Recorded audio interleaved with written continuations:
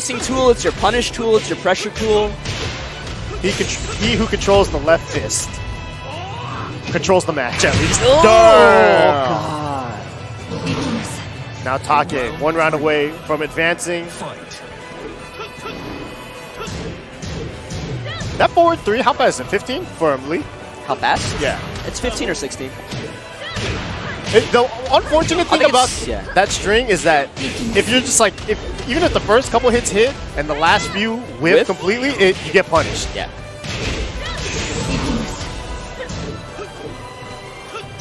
Chozo Ace, what's he's got? Oh, nice. That's a good start. Rage drive. Get the combo. Do it for me. Oh, nice. Nice. It got the wall, too. And the combo, big so much damage. Oh, not dead yet.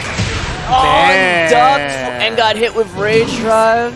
And the messed up part, he did down forward 1, Take sidestepped into it and avoided it. Like, that's rough. I think we mentioned when we were talking about Elisa before, Kazumi, another character with such great movement. Yeah. It's part of the reason why, even though she's been nerfed a few times, she's still really strong.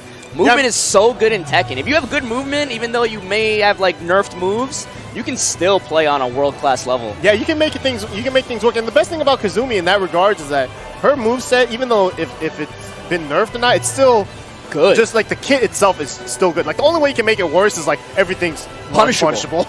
Like if down forward 1 became punishable, like that's the nerf that. Oh, that feels or wrong. Or like -9. Yeah, that feels wrong. It just feels wrong. It shouldn't be. Oh, but next up we got a player that we didn't even know was going to be here. There was a little bit of rumors flying around that he wasn't going to show up, but Rocks Dragons Chanel, he is here. Had a little bit of a medical issue, but was able to come out. So I'm glad to see that, because I feel like Chanel, I don't think he was here last year. Is this his first Evo? I feel like it might be. I want to say he was here in 2017, but I'm not sure. Regardless, this is going to be his first match on stream today, going up against Korn Uncle Caps. Yeah. Now, if you guys don't know who this man is, Uncle Caps, you guys have never been to a Tekken tournament. If you ever been in a Tekken tournament, especially Combo Breaker or the Midwest, and you hear somebody really loud in the crowd, it's probably Uncle Caps. No, but he's only loud on the first day.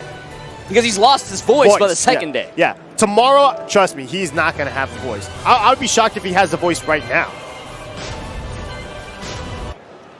But yeah, Chanel's been having a really good year, especially in regards to the Tekken World Tour. Got second at that big Saudi Arabia Invitational, only losing to Gaming, yeah. I mean, you got second at CEO. You got 5th at Combo Breaker.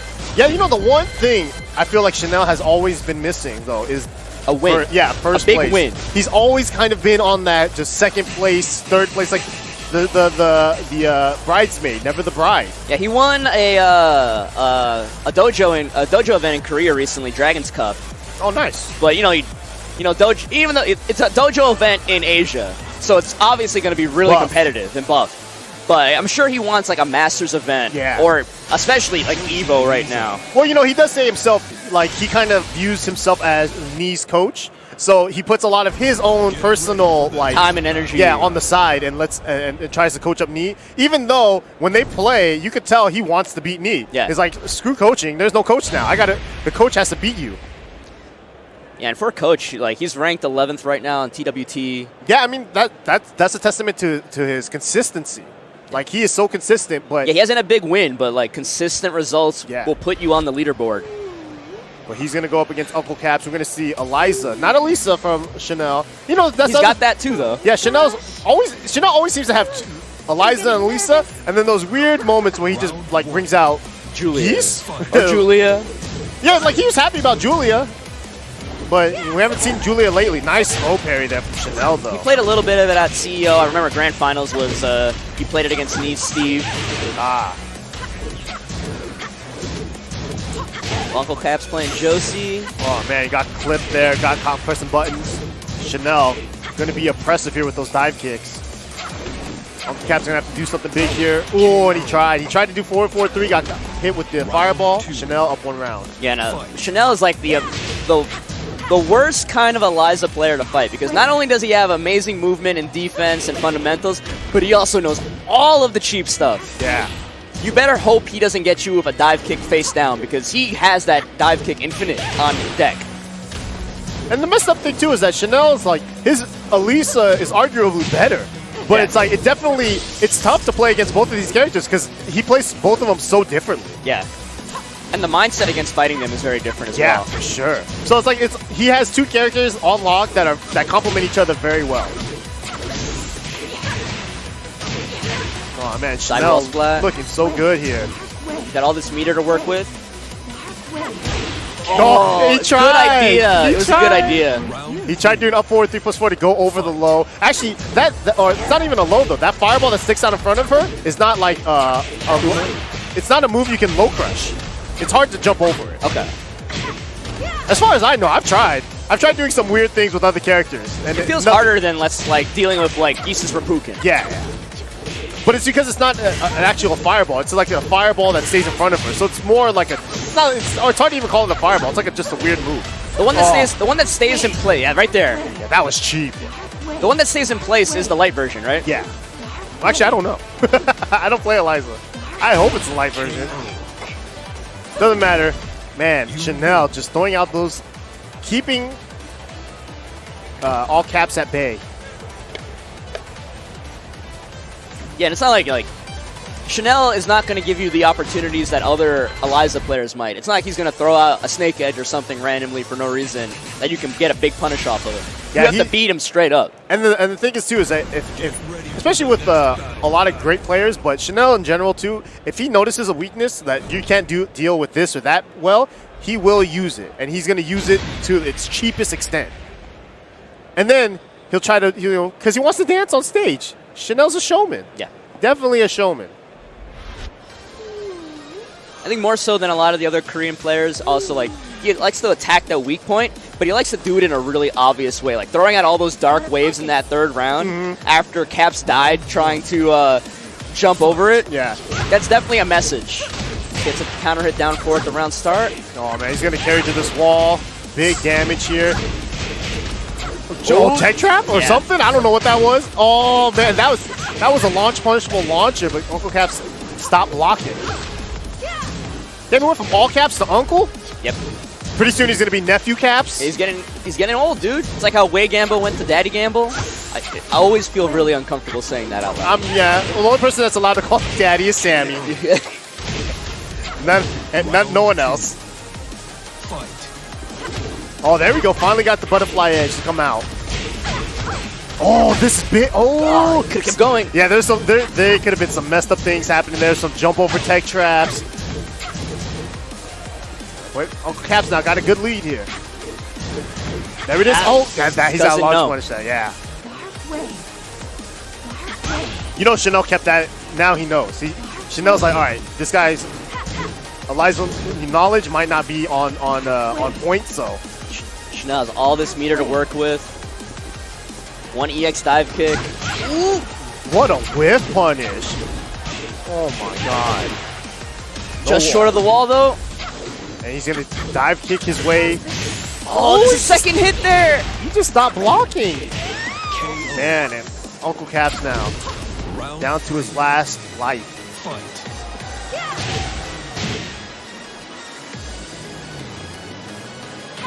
Playing it safe. Nice punish. That low is -10. Yeah, so normally a wall standing 4 for most characters would you would think that's the punish, but that is not the punish. Down jab's the only punish, and only characters like Geese, Akouma, and Chanel, and Eliza, mainly Chanel, can punish it with a down jab into a cancelable move. He's got, all right, Cap's got one more chance here to try to defend. Jumps over again. Yeah, that was a tech trap. Damn, that was disrespectful. Oh, the second hit gets him. Oh, back turn combo though. Got some damage. Oh, and regular throw. Let me get some of this blood, girl. And that will be it. Cap's got a little smirk on his face, like, man, I got messed up. But yeah, I mean, it felt more like character knowledge or lack thereof from Caps. Like, it felt like he just didn't know anything about the Eliza matchup. Yeah. Either that or he was just really eager to try to hit Chanel because everything was a string that he would get hit by the every second round or would third. be okay. It'd be Yeah. like start off, and then Chanel would just get one hit. But like once Chanel got him against the wall, Yeah, that each was time. Ugh. I mean, that's basically like an Eliza game plan, right? Get the back to the wall, mix them up. But I mean, Chanel just the whip punish with the knee into the uppercut, the down jab into the uppercut as a punish. So much character knowledge. He in knew terms of how exactly deal what stuff. to do. Yeah. I mean, that down jab into the uppercut as a down 4 punish was so good because that's a character-specific thing and he knew that only against Josie, this is what I want to do if I'm blocking that move. I think that was the first time. He got hit with a bunch of down fours, but that was the first time he blocked it, and he was ready to just go. Yeah. I was like, I know what to do here. It was almost like he was blocking just for that, like for nothing else. Yeah. He's like, all right, any low I block. I'm going to do the same thing. Yeah, but we don't know. Yeah. Maybe he would have had the right punish. Yeah. Oh, next up, though, we got an international match. We got my boy King J versus Eboc, Evil Bowl of Cereal. Why'd you point at me? I don't know. You kept looking. I thought you wanted to say something. Evil Bowl cereal. The one thing I always remember about that guy is Tekken 6 beating Fighting GM with Armor King. Wrong person. At No? Evo? Is that the wrong Evil Bowl cereal? The guy you're thinking of? Oh, what's his name? It wasn't Evil Bowl of Cereal. Oh, he had a crazy thin mustache. That's all I remember. Oh, his name will come to me. You have to ask Jimmy. No, he's a NorCal legend. I don't think he lives in NorCal anymore. In fact, I haven't seen him since he beat GM at that tournament. I legit have never seen him since then. All right, I'll ask Jimmy again. I really thought it was Evil Bowl of cereal. It wasn't. But Evil Bowl of Cereal, I believe he's a Katarina Dragunov main. Like, he kind of jumps around a lot of different characters. He's one of those players where he tends to... He's one of those lab guys a little bit, too. So, like, he just plays a lot of characters just Yeah, to he learn. definitely jumps around different characters. King J, however, we've seen him as a Geese main, mainly. Before Geese came out, I remember him playing, like, a lot of Gigas. Yeah, that's right. Representing the UK. Popular streamer. Ooh, Makes a lot of content. Nice guy. Yeah, he definitely is going to be making some evil content here, I would assume. I saw him outside, or I saw him showing a picture of him outside of Vegas with the hoodie on. I'm like, that is insane. I don't know what he's doing. Maybe he's just used to it. Maybe he's used to it being 100 degrees outside. Eboc going with the Bob. Yeah, interesting choice. Jay going with the Geese. I was definitely expecting the Geese. The Bob, jump. Yeah, the Bob, I'm not surprised because I have seen Evil Bowl of Cereal play Bob, but you just don't see Bob as a tournament character very often anymore. He's not cheap. Yeah, that's true. He's still good, though. That's the messed up part. He's still really good. I mean, you can say that about so many characters in this. There's like 3 characters that pretty much suck. Maybe. And one of them won Tekken World Tour Finals. So saying your character's trash is like... It's not even that big of an excuse. Yeah. And then you got like 5 to 10 characters that are amazing. And then everybody else is just like good. Oh. Ooh, he went for range. That's a lot of damage, though, for sure. But it's not going to kill. I might have opted just to do the wall combo, but let's see. Ooh, nice choice. Never mind. If you get the kill, doesn't matter what you did. That was a good choice there from Eboc. Oh, down back 1+2. Ah, dropped the forward 4-4 after, or forward 4-3. And actually, Bob is not a bad character to fight Geese with. He's got a really good jab to keep him in check. That down forward 2 counter hit. Yeah, I don't know if he has any like real specific like string defense, like because he doesn't have a punch parry. He has a few like backswing blows and things like that, but I don't know how useful they are in this match. I think you can time sidestep 1+2 in the middle of Geese's quarter circle back 2. Yeah, the strings. Nice. And I think they avoid both options, but it's really hard. It sounds hard because you still have to do the actual sidestep. Yeah. All right, King Jake got that round. It's a good fight. They've been trading blows. Oh, caught him pressing.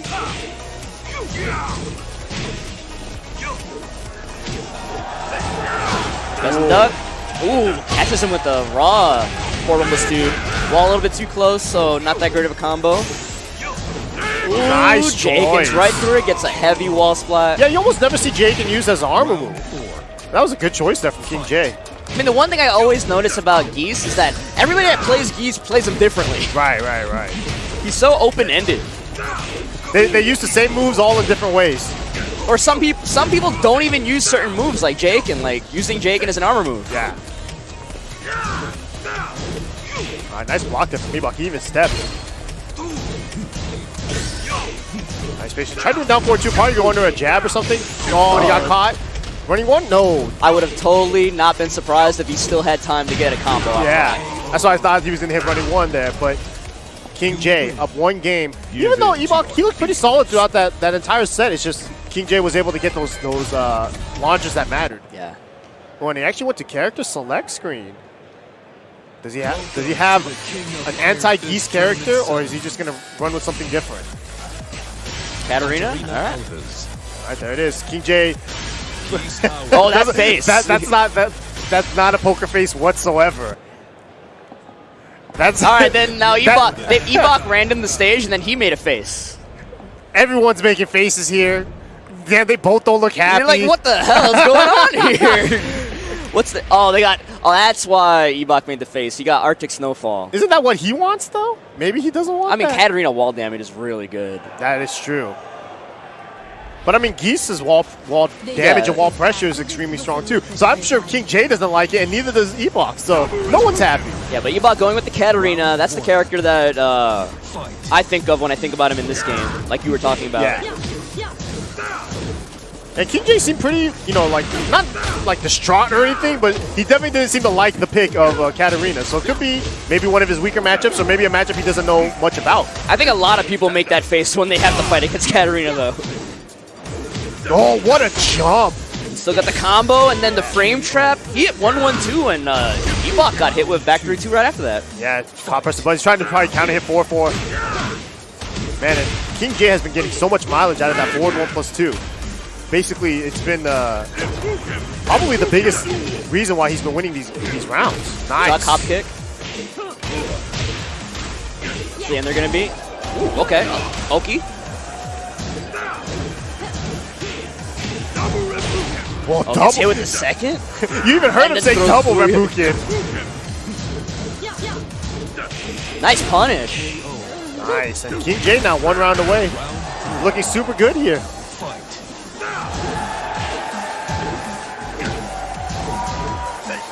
Oh, regular throw. Challenge with a hop kick. All right, cashes out for damage. Ooh. Get up, parry, no punish. Wow, that was odd looking. Yeah. Oh, didn't finish the hop kick. You gotta be ready. Okay, yeah. Nice, low parry. All right, Eboc staying alive here, but Geese still has one more bar. Yeah, King J does have meter to work with. Oh man, these hop kicks though. Maybe Eboc has a good read on. Oh, okay, I like. Okay, I like that. Force the Oki. Eboc seems to have a good read on King J's low timing. Yeah. And now you see King J opting to go only mids now. Doesn't want to get hop kick. Challenges get floated out of the forward 1+2. Yes, that's what you got to do against that forward 1+2. If you really gotta watch out for this meter. Yeah, all right. Nice challenge. Man, and that was the best situation for Eboc because he got him to spend the meter and he killed them before he could even use it. So now King J has to go into this final round with one less meter. But he's halfway through it, halfway to building a second.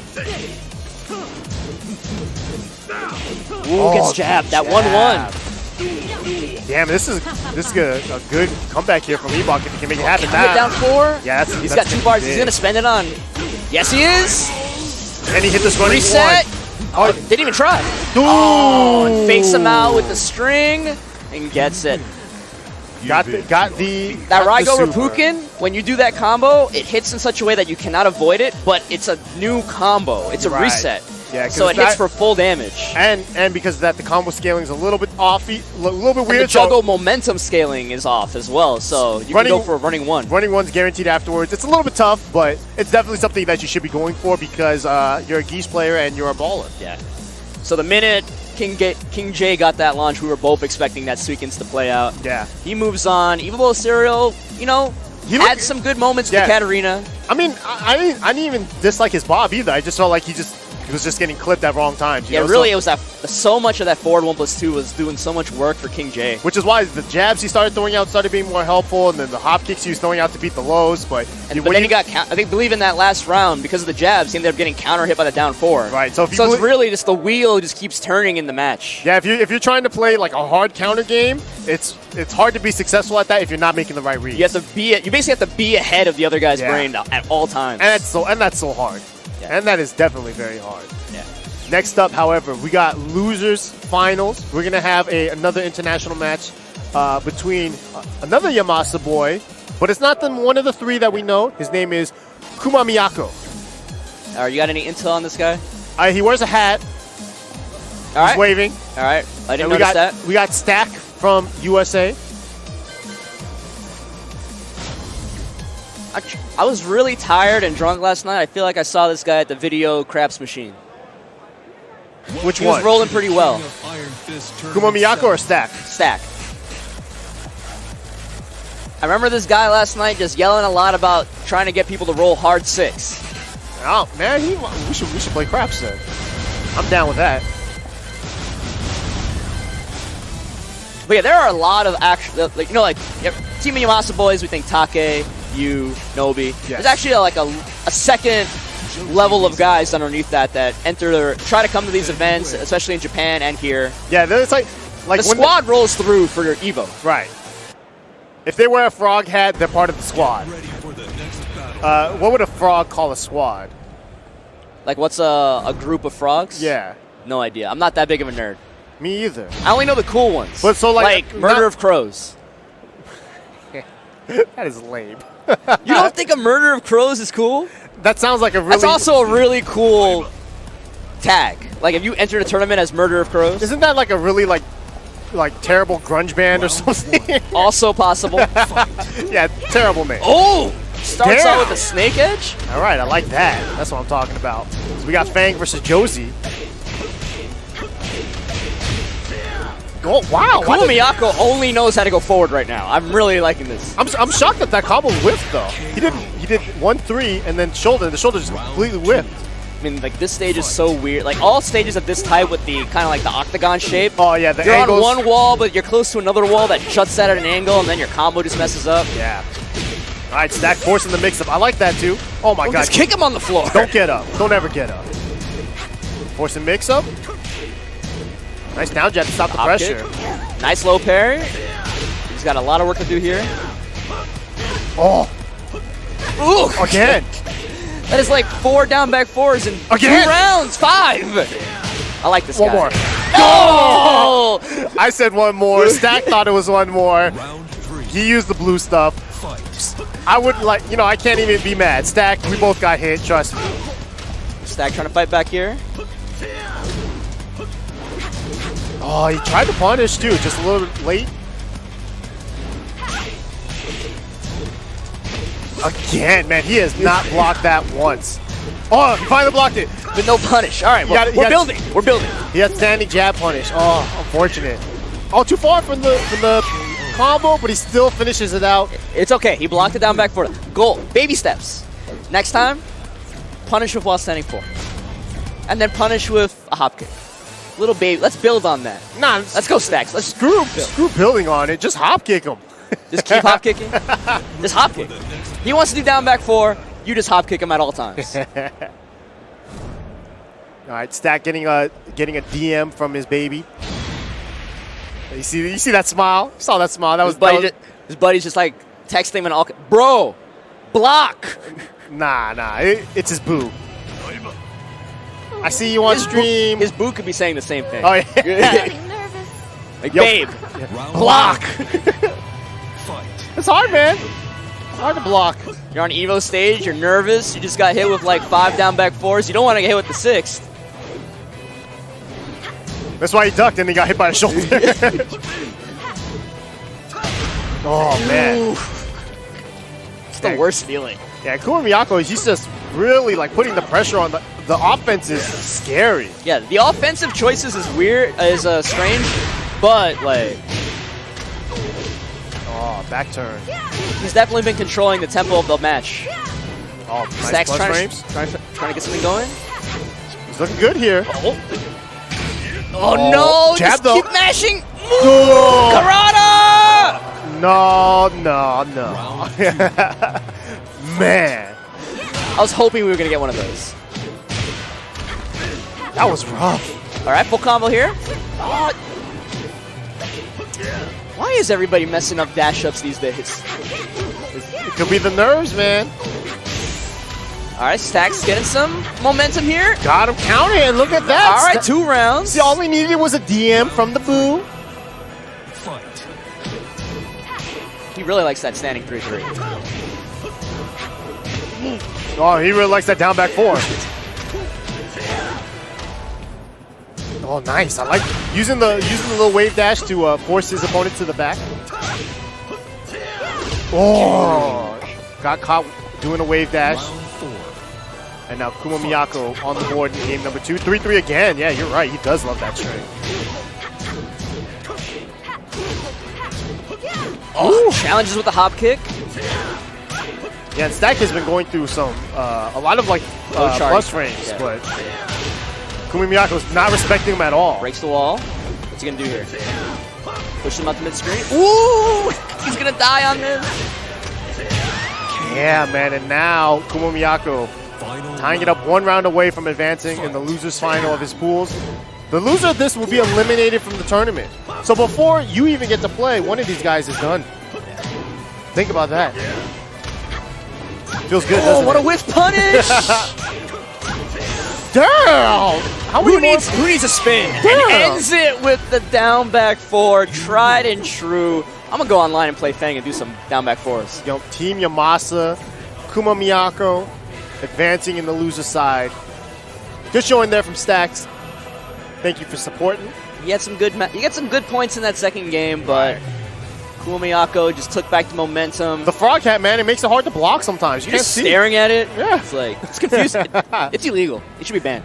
Oh my gosh, man. But I think are we done with Pool Bs? I don't know. It seems like we're done. So we're going to be on a quick break.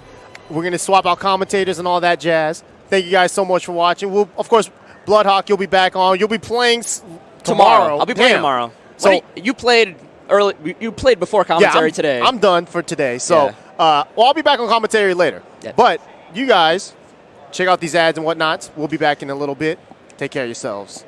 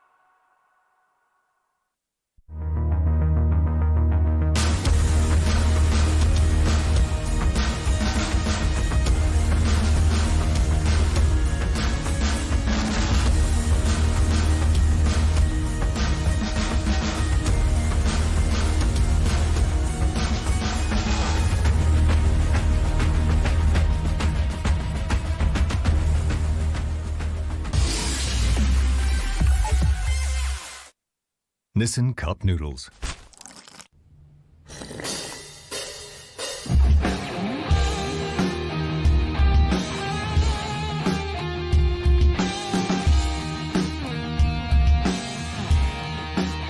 The one, the only, the original Nissan Cup Noodles. I'm just warming up.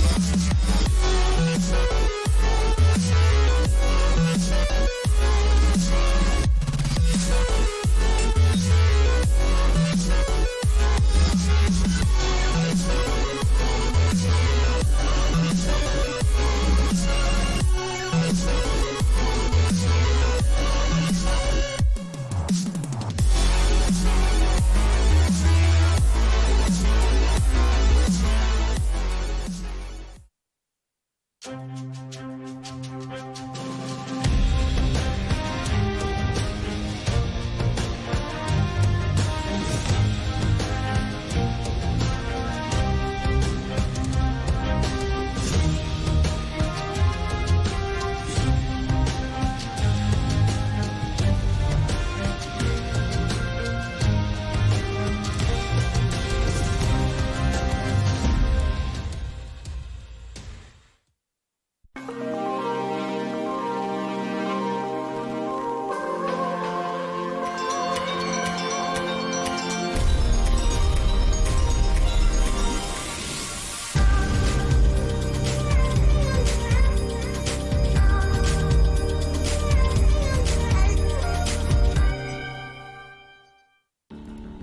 the latest smartphone without the hassle of a contract. It's simple. You can get the new Samsung Galaxy S10 Plus on a lightning fast nationwide network. Simple Mobile. Out with the old, in with the simple. I remember a few years ago we would say, man, it doesn't get any better than JDCR. You can't get much better than this. And then JDCR got better. And we were like, whoa. The robot has been upgraded. I didn't know you could do that. Okay, here we go. He's in the corner. This time, Jungting pushing JDCR. Yeah, this time catching him out through his handstand position there. Hit him through the helicopter kicks, but a great block there. And that is punishable now. Yes. Gets the counter hit. Here's a combo. And what a conversion there from JDCR. Oh, drops the last hit, but it keeps him out of rage. That's not great for Jungting. And Jungting slows to the blue sauce again. He's been making great use of that rage drive. He doesn't have it yet, and he could never get it at this point. Oh, yeah, there it is. Well, he had it, but he can't use it. Yep. Very nice work by JDCR, knowing that he needs to kill him. Noticing the rage drive was a problem the last few games. Yeah, denied his license to drive there. Counter hit. This is going to be a ton of damage, and not just that wall carry. Okay. Oh, my goodness. Close to 50% off that counter hit back 3-3 series there. Jungting's looking good right now. He has the screen position, the corner. What a block. Oh, and the low parry. Man, JDCR is so good. And that demon uppercut really proving to be very useful in the matchup. Oh, he caught him again, and the conversion. All right, is he going to go for the stop? Yes, here's a mix-up. Running three again. Wow. What a read, but he was ready for it. Flinch. Interesting punish. Kind of correct there. He was hoping for an opportunity, but not able to get it. And just like that, JDCR 1 round away from moving on to the winners finals. Yeah, that's amazing. And look at that whiff punish with the electric. Jungting's got a tall order ahead of him now. Down 50% and needs 3 rounds in a row. Down jabbing out of that pressure. Low poke. Check this out. Oh, he caught him moving. Here's a follow-up. Drops it. He was going for the down 2, it looks like. Careful. Forward 4 whiffs. Tries to get that electric. Wind God fist, I should say. And you look at the spacing here from JDCR. He's staying at the right range just to get what he needs. Axe kick. This is going to... all the time is going to become a factor soon. Back turn. Wow, right over the position now. Oh, Jungting with the lead. Watch out for that rage drive. One touch could be game over. Oh, he got him with the low. Going for the mid this time. Jungting, 10 seconds. Mix up and relax. He doesn't take it. He blocked it. He pushed a button. He blocked it. Oh, and yeah. He's alive with 6 seconds left. Here we go. All right, here we go. And I'm nervous for him. Rodeo, you're not going to hit me with any of those, amigo. Don't try it. Okay. Backing up, second hit, mix-ups. Wow, he caught him looking, and, you know, JDCR was just waiting for the mix-up there. And you got to love the patience here from Jungting. He is now waiting him out. JDCR not as offensive as he was here, kind of playing it safe. Lots of spec shown from both players. Ooh, wow, he's going to float him out of relaxed stance there. Creating space, trying to keep him away, but we're slowly edging towards the other wall now. You know, and look at this. He is doing such a great job. Lots of breathing room. He missed it. That was a big opportunity for JDCR and a huge miss. Jungting brings it all the way back to final round. This is unbelievable. I'm going to start keeping only the 2 top buttons up, man, too. This is crazy. It would be a huge upset if JDCR loses to Jungting. He has a good chance here. You know, he's the gonna block again, a missed punish. A little bit flustered, the rodeo, a little bit flustered. hard. He finally takes him to the rodeo. What's going to happen next? He is now at a huge life advantage here. Oh, boy. Oh, he caught him with a second hit. He could have killed him there. Unbelievable. The rodeo at the end shows JDCR being a little bit flustered here. And they're low on life, but Heihachi does have rage. What a punish here. Wait a minute. Who's sending who to the rodeo? Reverse cowgirl. Watch out. Uh-oh. This is a good opportunity. That might be it. Oh, my God. He's still alive. I can't believe it. He got a low He's parry. got the range drive. He's dead. He's dead. Oh, my God. It was a heartbreaking finish. Jungding so close to sending JDCR to losers. Wow, and just enough damage here. JDCR is going to be playing incredible. Knee in our winner's finals. Oh, man. And that's a rematch from another Tekken World Tour event that we just saw recently.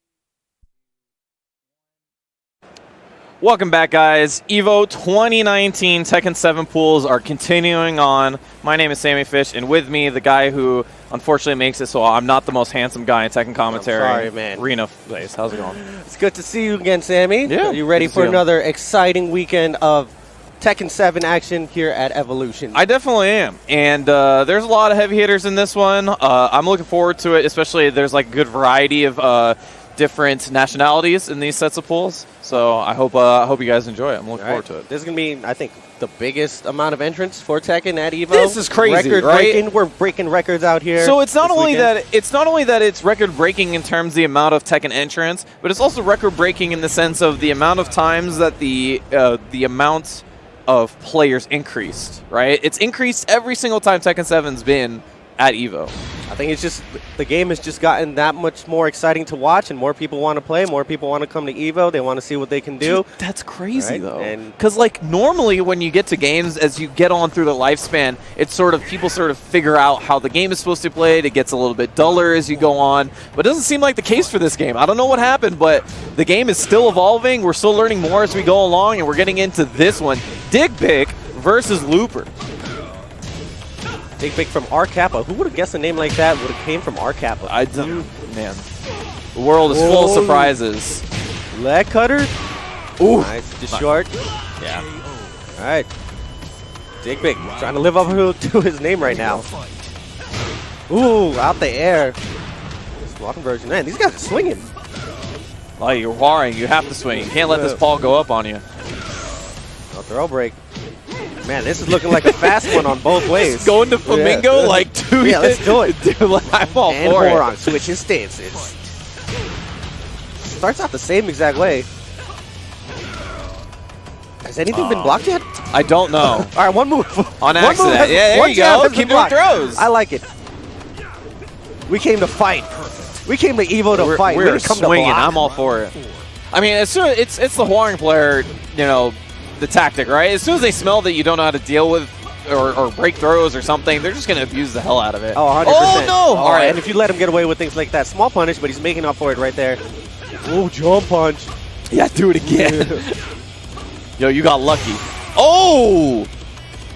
All right, arm with the red. He's going to burn it. Oh, right to down 4-2. That might kill. Oh, drops the combo.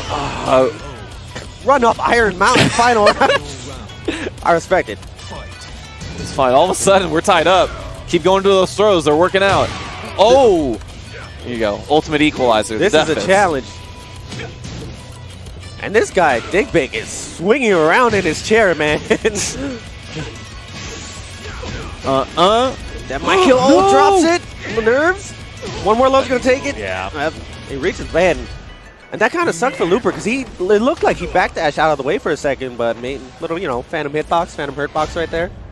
Paul's got really long-range lows. It's super annoying to, if you're trying to learn how to, like, backdash out of pressure, Paul's a really annoying character to learn how to do it against because, yeah, he has got two incredibly good long-range lows. All right, looks like Looper didn't take advantage of the stage pick. Whoa, but... To be fair, though, Barring has fantastic wall-wall carry, right? So on stages like this, he's more likely to get to walls than Paul is. All right, nice tech roll with the get-up kick. Nice. Right now, it looks like Looper's what he's gonna try to do is just try to keep applying pressure. Hope that Digbick doesn't really have an answer as far as defensive options go.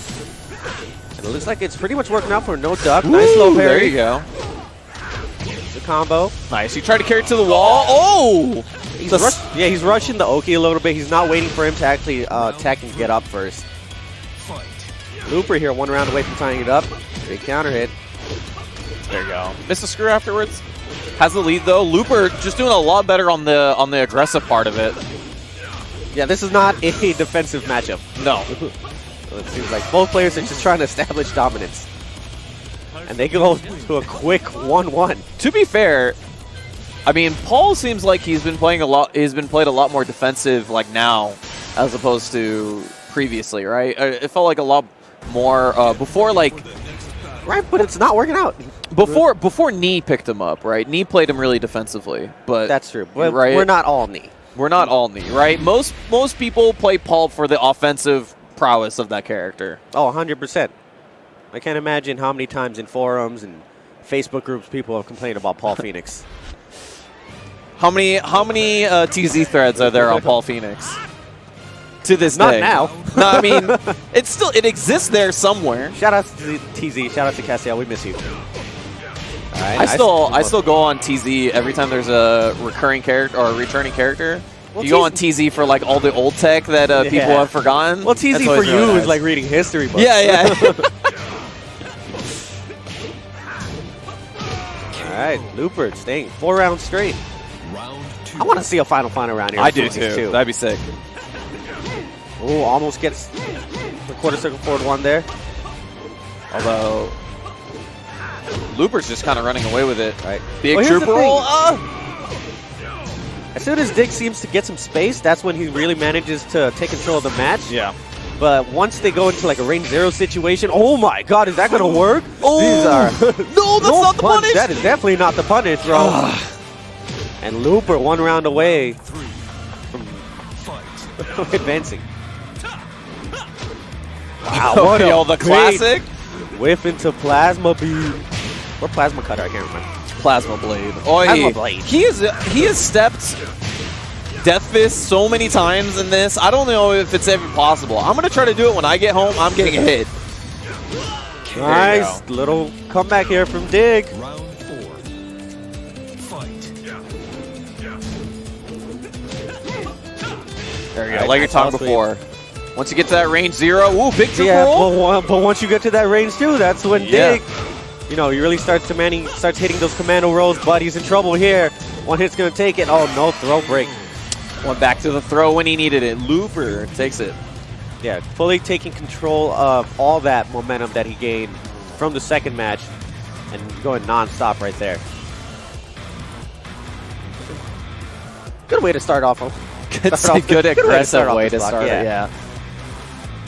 Yeah, look at that. Little smile, you know, he's happy, he's moving on. The best part about it is that you just get to play at Evo, right? You get to play on the stage. You never playing Evo is sick. Especially if you're not like a competitive player naturally, or you're not someone who doesn't go out till, or you're not a like sponsor or anything like that. Then when you get on the stage like that, it's kind of it's a neat thing to have, right? You're on the stage. It's something that not a lot of people get to do because usually that's saved for the best players. But every now and then we get to slip in another game. And I don't think I can understate that enough. Is that a lot of people, I see people complain online all the time, like, oh, I'm good online. I don't want to play it. It's not the same. Come to a tournament like this. You can see these guys. I'm sure a lot of these guys that we're going to see on stage are playing on a stage like this for the first time. Yeah, that's true. And win or true. lose, they're having fun. And they're like, yo, I was on stream. They check me out. You tweet to your friends. Yeah, that's check the this part, out. right? Yeah. I mean, that's the cool part is that, you'll get to play against people that have been playing for, really long times, or just like this is their first Tekken, like me, right? You'll play against one of the elites, like, we have esports celebs. Yeah, exactly. I mean, one of the guys we got up in this pool, Rick the Ruler, hopefully coming up next. He's, one of those guys who've been playing for a really long time. Yeah, that's a vet. Recently had some really good showings. Did amazing at Combo Breaker, right? He beat, I forgot who he beat. He beat a really good Korean player. That's all. Beat Lohai, if I recall correctly, or Ranchu. Lohai? I think he beat Ranchu. It was one of them, or both of them. Maybe it might have been both. Yeah, he might have been both. He had a great show. He had a great showing. It was so sad because he had a great showing up until he lost, and then it felt like it all went downhill. That's a classic, right? 9th place, yeah. But one of the guys that's still rocking Bob and Law.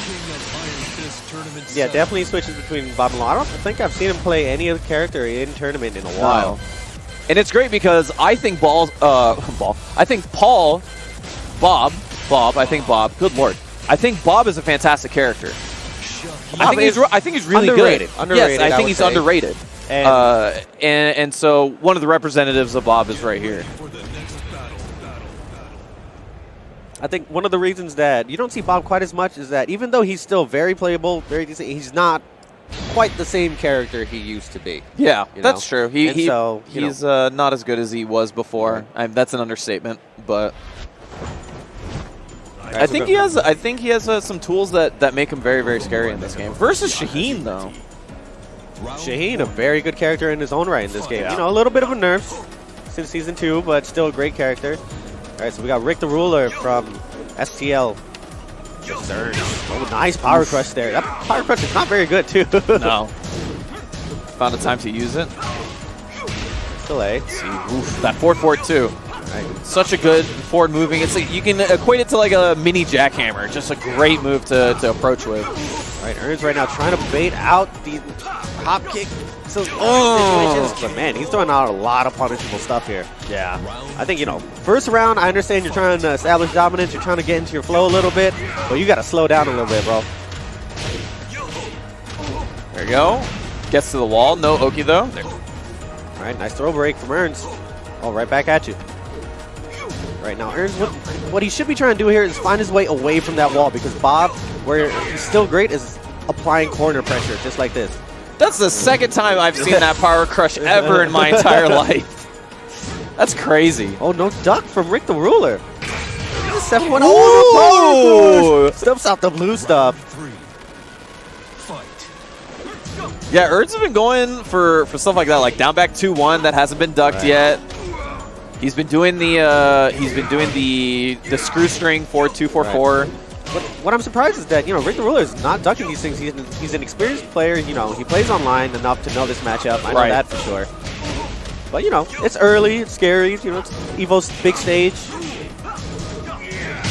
Oh, wow. Power crushes right through the delayed string there. Ooh, there it is. And once again, we're going Power Crush versus blue stuff. I'm all for it. Bob's Power Crush, one of the best in the game. Oh, yeah, for sure. Fast, but punishable. But also mid. Oh, didn't he finish his punish? Yeah, it's the second time he's done that. He looks like he's not really having any faith in the 4-2-3 punish. Ooh, just gets clipped by the last hit there. Alright. Nice little pokes. Both fishing for launchers, and Erns wins that little... Yeah, sticking his hands out a little bit too far, Rick the Ruler. Damn, we're just seeing throws and launchers, man. It's a battle without honor or humanity. Yeah, Rick is just throwing out those down 4-2s. There you go. I like to see that, though. Use great whiff punisher, upward 1+2. Nice break on the flying cask. I think Rick's trying to find some momentum here. No break there. What's the Oki? Nice back four. Oh, hop kick bait out. It's not going to kill, but it's going to come real close. It's going to have one mix-up left. Oh, the kick up right after that was so risky.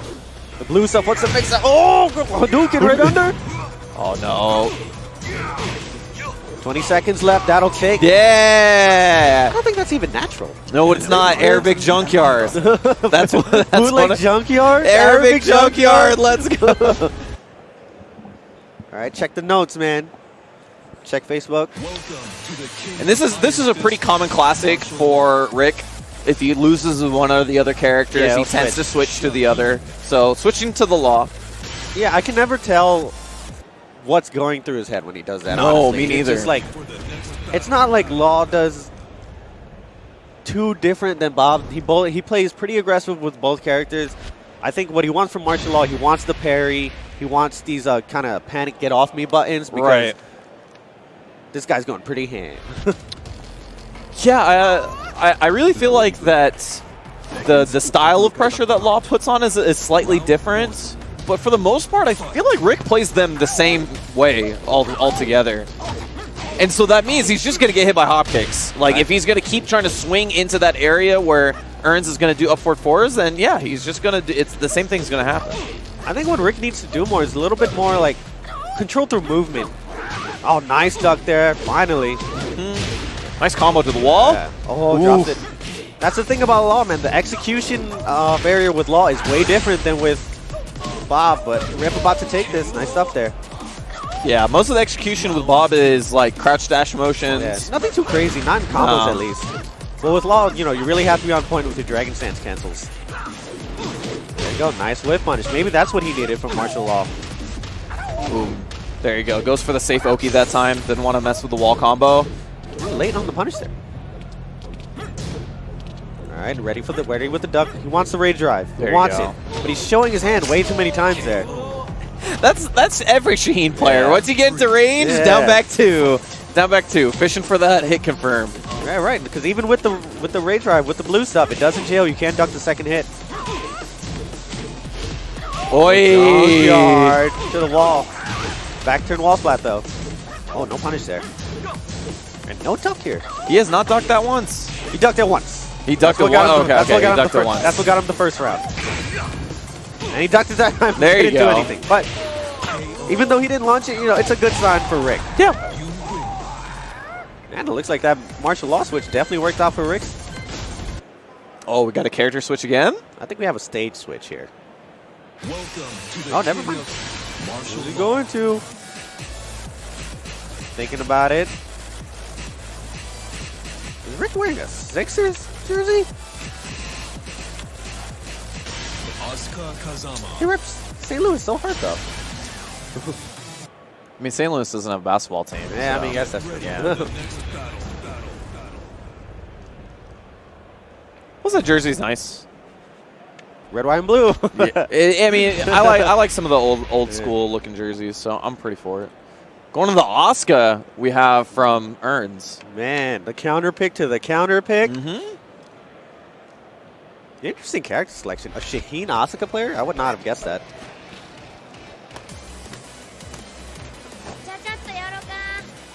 So yeah, let's see if Erns wants to slow down the pace with the Oscar pick. Oh, no punish on the Dragon Cannon there, though. Bad start. That's the thing about switching characters, right? If you're not well versed in it, switching from character to character, it might take you some time to sort of get into that mentality. All right, but here comes the parry. And like I was saying earlier, Erns was having a lot of trouble getting away from the wall. But with Asuka, you always got to be careful with that parry where she'll switch sides with you. Yeah, trying to go for that side swap throw. Down 4-2. Ooh, meaty combo, 10 string. Man, Rick feeling himself 4 rounds straight. Wow. Erns looking for that throw again. Counter hit. Oh, this is not good. Yeah, Erns looking a little flustered here. It looks like he's really trying to get something started, but he's not really finding a way in at all. All right, small punish, but we'll take it. Yeah, it looks like he's so desperate. You know, 1+2, 1+2. Definitely a nice throw break, though. Yeah. No launch on that Dragon Cannon, but all right. There you go. Throw finally works out. Try to go for Oki. His rage already, and no throw break. Man, Rick the Ruler smelling blood from Erns right now. Yeah, Erns just holding back, kind of playing too defensively. He's getting a little desperate for these launches right now. You got to slow. Tekken's the kind of game where you kind of got to slow. You can't be throwing out launches all the time, even though everyone knows about the combos and stuff. Right. But you got to make openings for those launches. You got to poke them off a little bit, or you can just keep trying. But when you do hit those launches, you got to finish your combos, man. Taking the stairs. Hello, nice throw, nice duck, but no, and the Dragon Cannon through the blue stuff. Yeah. Another power crush through a Ray Drive. And Erns is going to be, I believe, sent to the losers bracket while Rick the Ruler advances. Yeah, Sook seemed like a pretty favorable stage for him. Once he got to the wall every single time, which is pretty easy on that stage, he was able to take it. So good stuff. Rick moving on. Walls definitely played a huge part of that matchup. Rick was definitely able to take way better advantage of Walls than Erns was. Erns seems like he wasn't quite ready for that situation yet. Or maybe, you know, in a tournament match, you forget about it sometimes as you're so focused on your opponent attacking you, and you just kind of freeze up there. Yeah, I mean, that's what we were saying before, right? Like, if you get on the stage, it's a different style, so or you have a different feeling of, like, when you're up there, if you've never been on the stage before or on stream. Some people aren't used to it, so a little bit of nerves there. But it's fun, though. It is fun, right? It's an experience that you'll never forget. Yeah. It's an experience you can't get anywhere else. Yeah, exactly. Like at EVO? Athlete or at fighter EVO 2019? It's going to be great. Thank you guys for joining us. Really appreciate it. I mean, there's going to be Tekken on this stream forever and ever until we get into that top 8. So I'm looking forward to it. There's a lot of people here trying to play some good Tekken. I was looking through the pools right beforehand, trying to see who's the top players who's going through. And man, I had to go through so many freaking pools just to see who was going up here. So that's right. Speaking of good players, here right up next we have Buck from Thailand representing Talon Esports. Woo! Versus SVL? SVL. Is this the SVL that I know? I don't know. So, okay, if I think this is the Lee player. Okay. If she's the Lee player, then I think she is. She was pretty good last time I saw her. She showed up to Wednesday Night Fights the week of E3, and I got to see her play, and she was, yes, this is the Lee player. Awesome. Okay. Yeah, she was fun to watch. Yeah, she showed up to Wednesday Night Fights during the E3 weekend. We had a bunch of people over, obviously, because of that, and it was a great tournament, but she was one of the people that really stood out to me. So I'm looking forward to watching her play versus probably the best traveling Jin player we have right now. Honestly, I mean, Cherryberry Mango's here as well. Battles for it. Running Black, not up there. Running Black's trying to get up there, though. He's very close. Right. He's definitely working his way up there. And Buck is like a world warrior right now. I mean, he was just here. True. I just saw him a couple of weeks ago here for Strong Style. We played at Bronson's house. And then he went back to Thailand. And trust me, I've taken that flight. That is not an easy flight. That takes a toll on your body. Yeah. And now he came right back. Where he came to Bronson's house first. Yeah, I mean, that's one of the things that we don't talk about a lot from traveling or from competitive players, right? That the travel schedule is so rough on some of these Asian players. It's something that I learned to realize, you know, when you watch professional sports and everything, you're like, okay, this team sucks, you know, whatever. Right. This guy just started. And then I realized, oh, man, after traveling so much fighting games, I'm like, dude, they just came here today or last night from across the country to play this as well as they could. Yeah. I mean, JD Ciara actually, once he showed up for Strong Style, he just stayed here. He stayed in America until Evo. Yeah, that's not back. But speaking of it, let's see how Book's travel wearies are doing. He's looking pretty good so far. SdvJ in the first match, not doing so badly, but Book managed to clutch it out. Yeah, got a good hop kick. Already broke this wall here, so there you go. Sword. Gotta be the most consistent wall ender. Oh, one more time. 1, 2, 4. Wall to wall. We keep going from wall to wall. Book trying to make quick work for SdvJ here. And the thing about Lee is that, you know, he's not an easy character to use, but he does have such strong counter hit tools that should scare you away. Just like that counter hit down 3 into the pickup. Nice combo here from SdvJ. Break the wall. To another one. Nice wall combo. Oh, no, the last hit dropped. There you go. Ooh, doesn't tuck. SdvJ trying to get off the wall, get some room behind her. Nice counter hit there from Book. Got a silver heel of my own. Stature finishes it off. 3 straight for Book. All right, so now we can see that SdvJ knows she has some adaptation to make. She definitely showed fight there. It's not like it was super free, even though it was 3 rounds straight. Yeah. So I don't know. Do you know how long SdvJ has been playing? I do not, unfortunately. But she seems like she's put in the time with the character. I mean, Lee is not a part-time character. No, he's full-time. That character is difficult. The crowd on SdvJ's side right there, you know, raising their turns, you know, spirit bombs. Yeah, I mean, she showed like signs of execution. She got the counter hit down 3 into hitman, into cancel, into back 3 pickup, which is not easy to do. No, you know, we've seen GM drop that in tournament multiple times. There you go, good nice start. Parry to the wall. Ooh, messes up there a little bit, but still has the wall pressure. There you go. That's where Lee likes to excel. There you go. Back 4. Another one. Give me that leg. A hop kick. Stop doing that. Leave my legs alone. Drop the combo. Yeah. Another chance. Get another chance. Oh, drops it. Get the nervous, but the running 3. I'm loving these American resets from SdvJ right here. They don't know about that. I'm telling you. It's the quickest. They do know about that. It's the quickest way to win, man. Right, combo scale. Nice quick 50% there from Book. Book is making all the right reads this round. Oh my god, punched him in the butt. All right, establishing dominance. Electric wind hook fist. You didn't just see me do this last round? You didn't know I was going to do this again? There you go. He knows a thing or two about American resets. To the down for 1-4. Into the wall combo. Season 2. Round 4. All right, last chance for SdvJ. Let me see some. +3. Book just trying to maintain dominance over here. If I was SdvJ, I would try to, I mean, you're fighting for your life right now, so it's a little tough to say. Yeah. But, you know, you should be slowing out. And Book just doing the CBM, just throwing out forward 4s, man. The Tims. Savage Sword, that's going to take it. So, Exos, SdvJ. If you guys don't know about Exo Academy, they're doing great stuff for a lot of the women in the FGC, run by Persia and crew. So give Persia a big shout out for me, please. Right. And Book repping that. You see that Talon Bomber? That thing is tight. Yeah, no, it looks sick. Looks sick. Talk to Book about that. Well, next up. Yeah. This is a good one. For those who did not believe that he was going to show. I didn't. I still don't believe he's here. No, this is the Ghost. This is the Ghost. 10-O's intern. Their top intern. Bronson Tran. Also representing 8-Arc, which to some might know, a.k.a. Kwamba.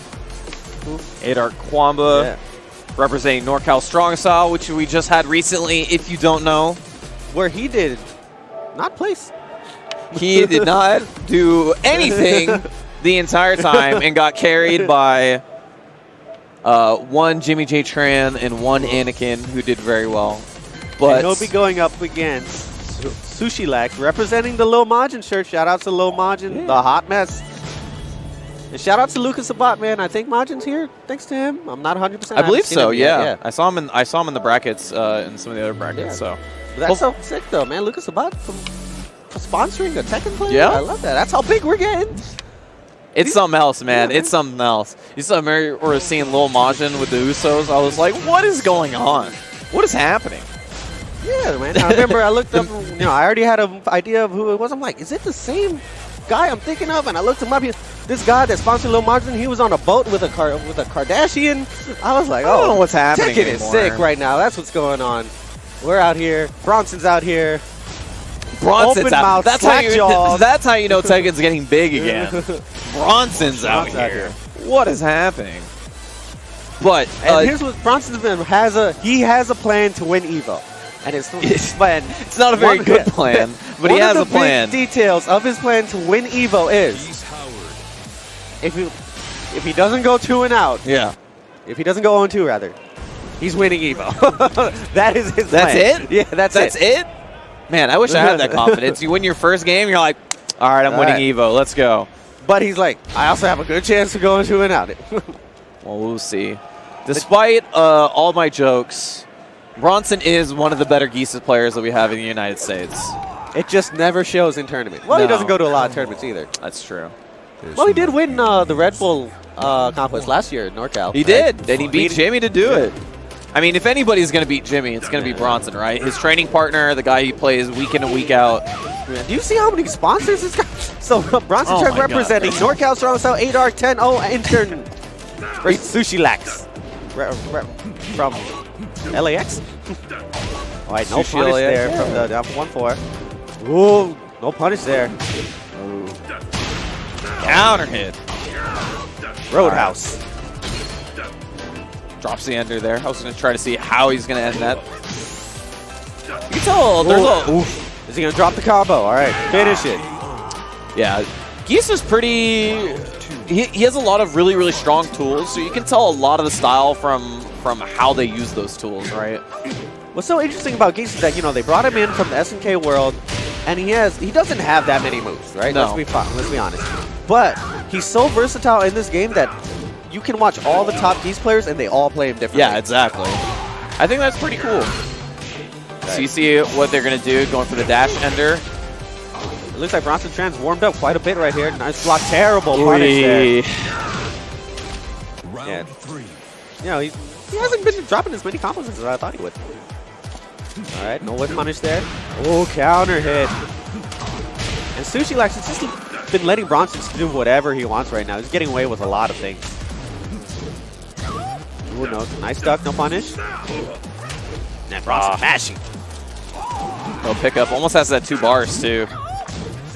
Oh, just block a Dragon Tail? Did this 47-year-old man just drop a Dragon Tail? There you go. Ultimate tackle to finish it off.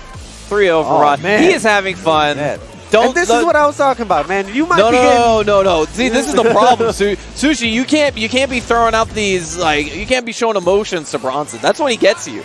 But it's good. But that's the thing about Bronson when he's on stage and he's winning. When he's winning, man, he's having fun. Who's he telling to be quiet?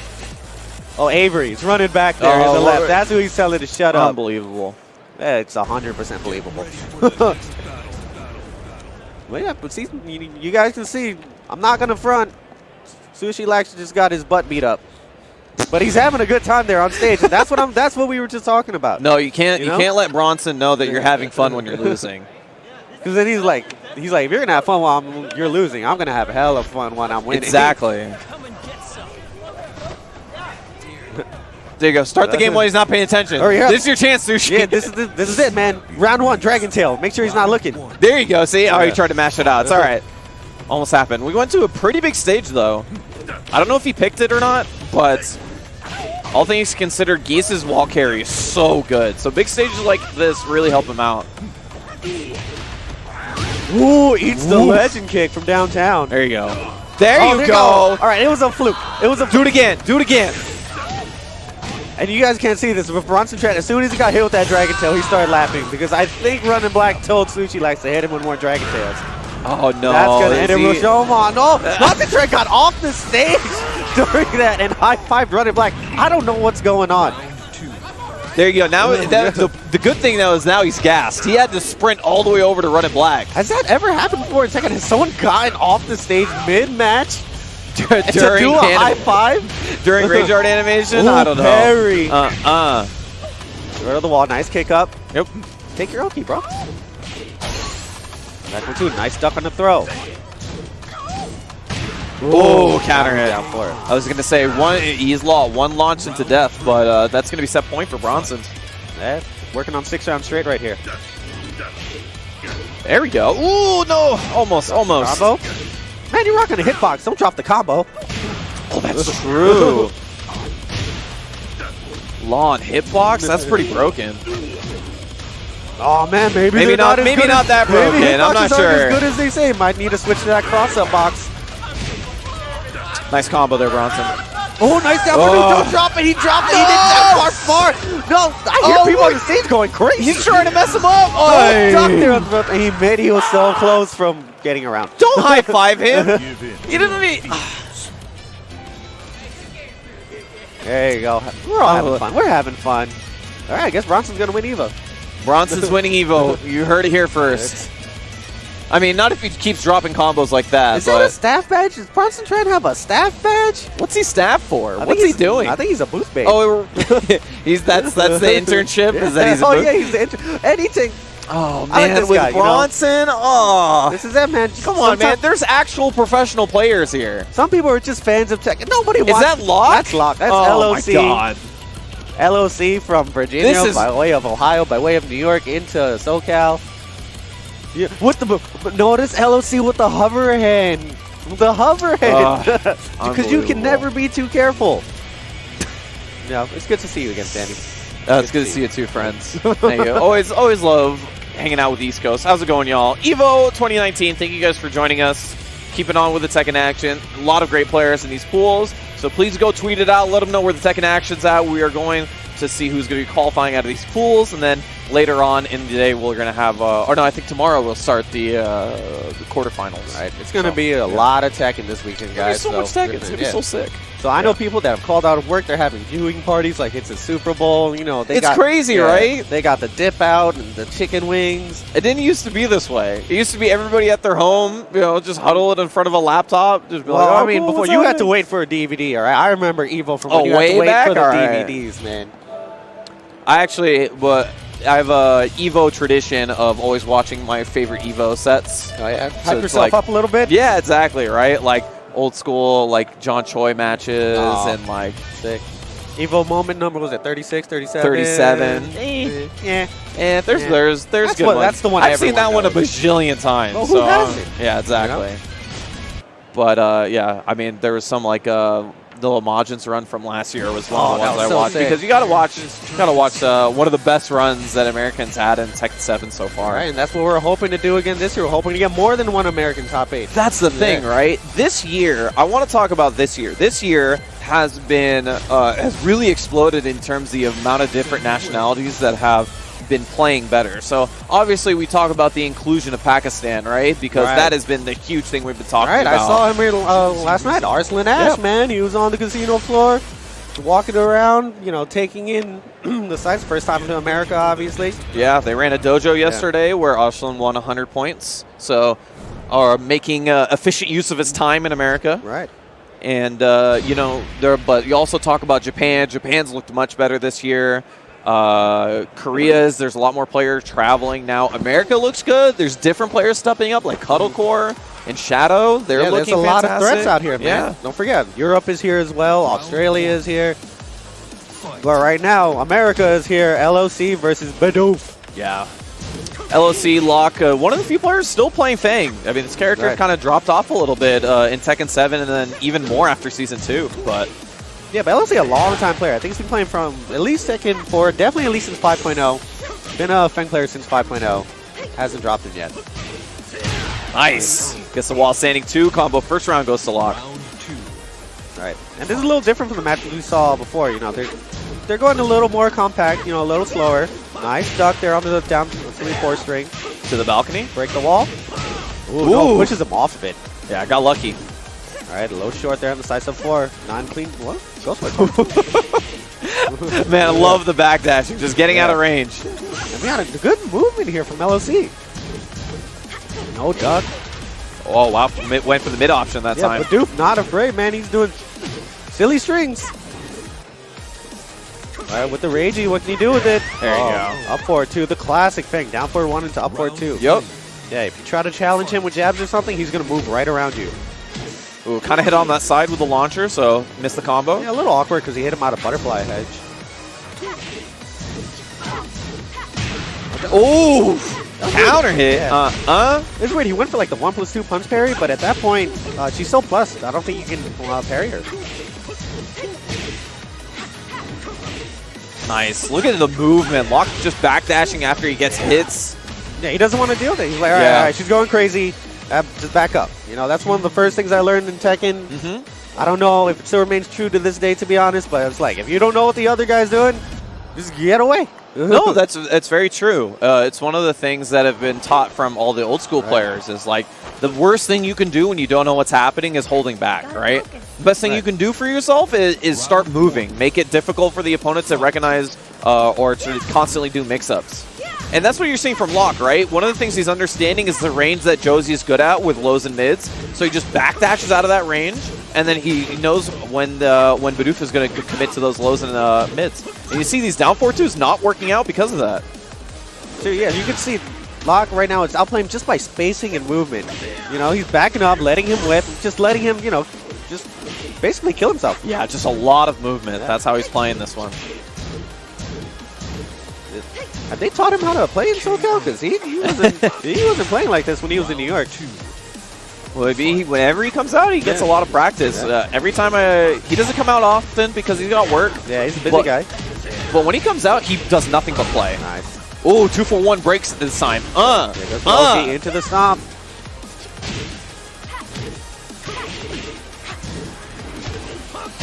Ooh, big slap. And if he gets that to the wall, that'll be it. Interesting combo, but it works. There you go. Well done. Round 3. Final round here for Locke. Just needs one more. The patience. It's back up, gets again on counter hit trade. Frames. Oh, backswing blow. Woo. Just hits. Nice. That's what I like. Use a forward move. Something that will reach when Locke's backdashing. Yeah, and Josie's has a lot of good moves like that. Nice punish there on the string. Get him to the wall. Oh, didn't believe in it. Close flat. He might be able to kill with this. Nope. Nice. All right. Bidoof on the board. There you go. Good round. I think he's realizing a little bit that he has to go in a little bit more. Like, he has to push forward. It's really scary, but the thing you have to learn when you're first dealing against players like this is that people who backdash need to get forward dashed at. Yeah. Right? You just need to run into his face if that's what you need to do to deal with this. It's a basic, you know, element of physics. Look, if I want to hit you and you're running away, I have to run towards you. Yeah. All right. Good combo stop. Drops the combo. Josie with the red. Just a pixel left. Got to be careful. Ooh, I don't know if you should be doing stuff like that. And the back four fish hook takes it. There you go. All right, nice handshake there. Good game, guys. Good game. Good game. So Bidoof, you know, still in it. It's always nice to get those. I felt like Locke really understood how he was like trying to play it out, because you get those type of players who need that first or few games to sort of get in the mood of playing Tekken. That's really what that felt like. Just work on a movement, work on playing around, and then you know, go and really focus on Tekken itself. It looks like he's trying to give him some advice right here. It's like, man, this is what I was doing. This is. Sometimes you don't want to hear it, but I don't think this guy minds. I don't think Bidoof really minds. He's like, this is how I played you, dude. And so, yeah, you know, it's all a learning experience. It's you know, it's always great to sort of get that explanation from people, right? Especially Tekken. Tekken's a game that's so legacy based. You're saying before, Locke's been playing for a really long time. A lot of tournament experience, probably like at least 5 times more minimum than Bidoof has. Yeah. So And even if he hasn't, even if he hasn't one of those players who's been playing forever or has not played top level or top placings in tournaments, he still has a lot of experience underneath his belt. You can learn a lot from just people who've been playing for that long. Because it looked like Locke didn't even have that much like Josie experience. He wasn't dunking a lot of strings. He wasn't doing any of that.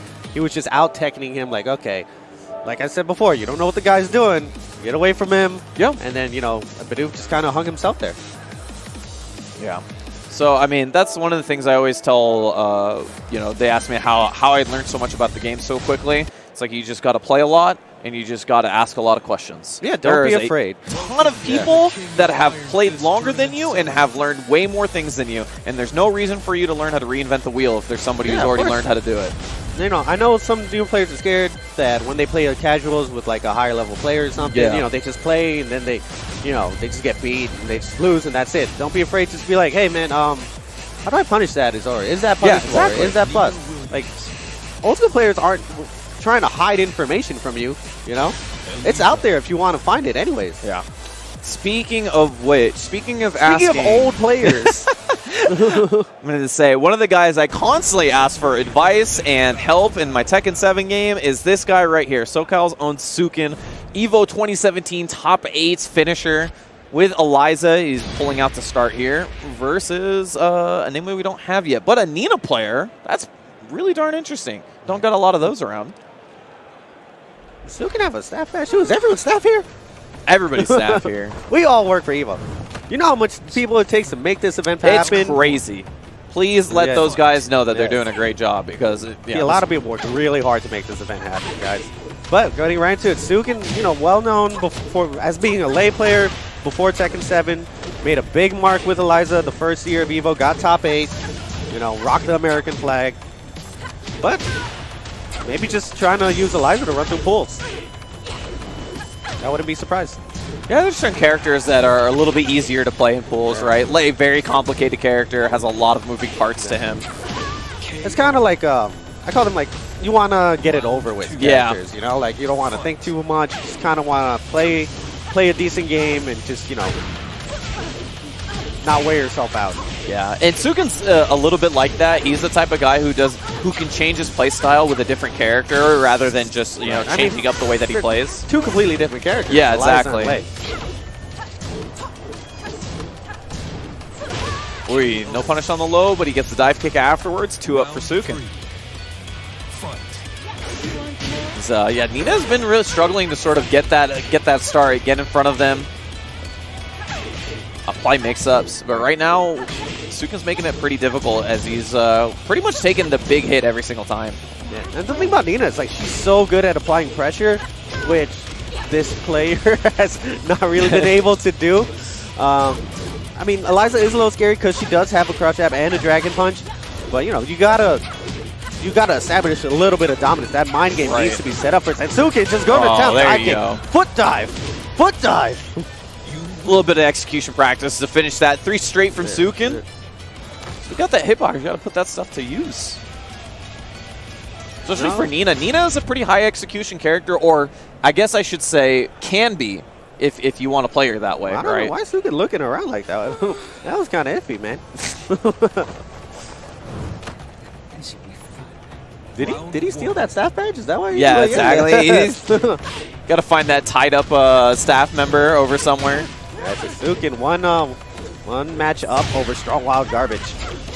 Strong Wild Garbage. This is a pretty buff name. I'm for it. Here you go. I think Suiken smells blood right now. After seeing that he couldn't deal with the dive kicks in that first match, it's doom time, baby. Foot dive. There's a certain move with every character that sort of teaches you whether the opponent knows how to deal with the character or not. Oh, yeah, for sure. It's like tester moves. Yeah.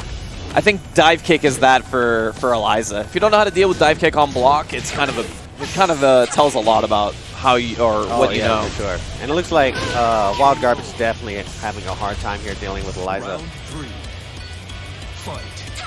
Suiken counter hit. Set point. Try to carry it to the wall almost. Yeah, drops a combo.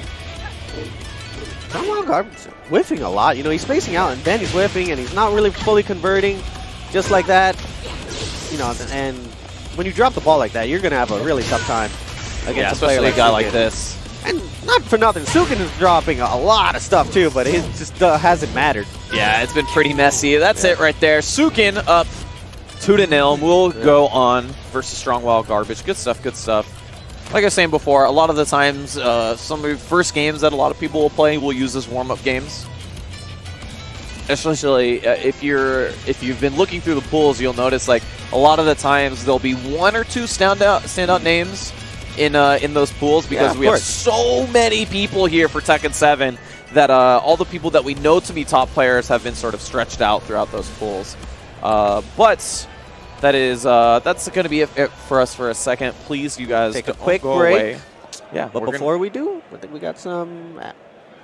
Yeah. So thank you guys for tuning in to EVO. It will not be possible without Geico Gaming, who have been sponsoring EVO years and years and years. So we really appreciate them. Yeah, big supporters of the fighting game scene, man. Yeah. So thank you.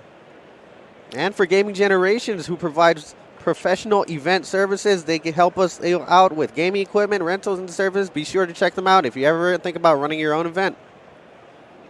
Yeah, and if you guys notice, the chairs that we're sitting in are not crappy old fold-out chairs. We actually got some awesome DX Racer chairs. If you guys want one of your own, you got 20% off this weekend with that code EVO2019. Go check them out. Yeah. Yeah, and we also got Controller Chaos. You guys know them. Sponsor almost every single fighting game tournament that we have here. If you want to get your stick or controller decked out, you can go to controllerchaos.com, and then you got that EVO promo code right there. Yeah, look at that. I mean, your stuff is so nice. Yeah, that's pretty sick. You see the Senpai controller? That's sick. Yeah. All right, guys, we're going on a quick break. We'll be back real soon. Stay tuned.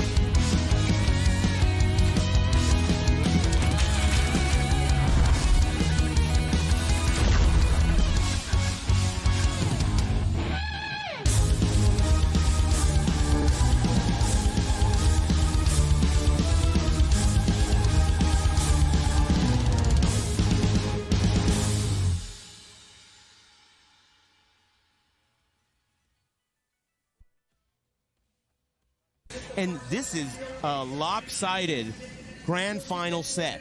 Oh, yeah. 2-0 so far. I mean, Well, even the earlier set, the reset was so quick and so decisive, but now maybe the momentum is letting up. Yeah.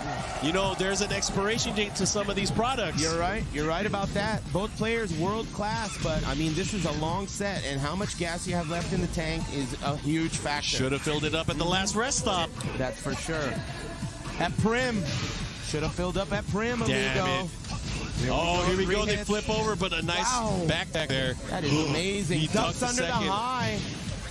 Okay, he should be able to get the shoulder here. Shoulder. Oh, what a punish there. I love what Saint is doing here. Yeah, he's turning things around. He does not want to go down 3-0 in this grand final set. And of course, you know, JDCR wanting to end it, wanting to be an EVO champion. He has won EVO before in Tekken Tag Tournament 2. Yeah, that's right. No Tekken 7 titles for him yet, though. Not yet. And last year, he didn't even make top 8. So this is, of course, something that he wants. Definitely, he's been stepping up his game ever since the Echo Fox acquisition. Yeah. Here, another down forward 2. Oh, now he's getting the wall here into the jump He wanted some mix-ups there, but he did not fall for it. Yeah, not going to fall for the tricks in the book. Oh, just outside of range here. Second hit, no. Threatening it. Oh, he got him. He got him moving. That's very nice work by Saint, trying to turn things around. He is down 2-0 in games, but up 2-0 in rounds here. Get on the ground. Low poke. Saint looking good. Early lead. JDCR looking a little flustered. Oh, he hit him again. And he went for the backswing. Nice punish. He's going to get him towards the wall, and that might be it. Looks like JDCR let his guard down a little bit. You got to remember your opponent is world class. Yeah, and you know, he's been doing very well with Dragunov here. You know, I'm pretty sure he's going to stick to the character. But if there's a change, who knows? He might have something else up his sleeve. Yeah, that's a good point. He does have some room, right? You know, his Korean name, JDCR, I believe, I don't know the pronunciation or anything, but it does mean that he's a multi-character master. So I would not be surprised if he has something else up his sleeve here. Yeah, it's like an acronym for that. Here we go. All right, it's 2-1. Saint does have the game count lead here. It is a 3 out of 5 set. We're in grand finals. 3 hits there. Oh, he got him moving. The big stomp. Again. Oh, no. The damage is piling up now. Oh, no punish there, but we have another chance. But the slidey. What an early start here. Yeah, feet first into home plate. Okay, JDCR looking really great. Saint struggling. He is the defending champ, and another early combo this round.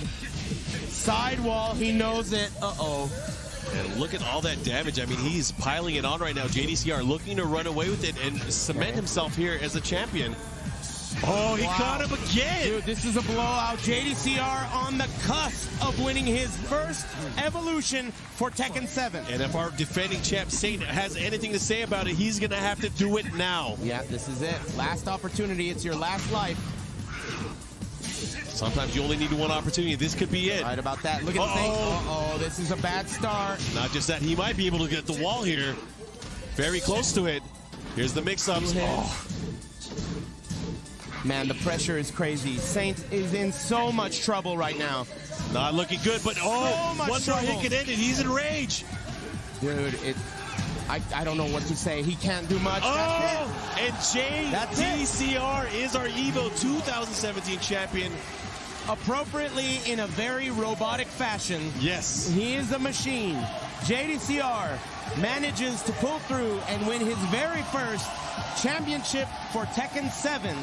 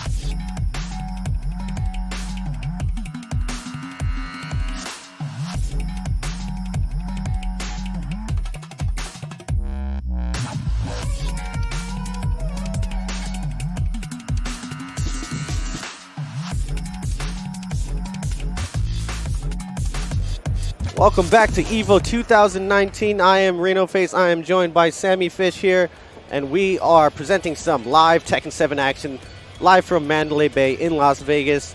And man, we have a couple good matches up for you. Yeah, I'm looking forward to it. So most of these are going to be qualifying matches. We'll state otherwise if they're not. But yeah, these guys are trying to get into round 2. And I think that will be played tomorrow. I'm not quite sure. But nonetheless, I mean, most of these matches are going to be so people are qualifying out. Most of them are a 2-out or a 4-out system. I mean, right, where the winners have to play against each other in the next round, but the losers play different ones. Right. So just because they're out doesn't mean they don't have to play a ton of more matches. That's true. That. Yeah, there's over, I think, 1,700 entrants for Tekken 7 this year. I think 1,800 something, if I recall correctly. That's a lot of people. Crazy amount. That's a lot of people pushing some buttons, man. And one of those people right here is PG Speedkicks. You know, trying to make a run for TWT Finals. He'll be going up against Panther. And Speedkicks right now, I believe, is 19th on the boards for Tekken World Tour with 255 points. You know, doing okay so far. 13th at CEO. Northwest Majors got 5th. You know, got a couple dojos under his belt, too. Yeah, he's sort of missing that big showing, I think, that we got. We had a few of them last year. From him, where we felt like he had a really, really good showing in tournament. I feel like he's missing that big showing.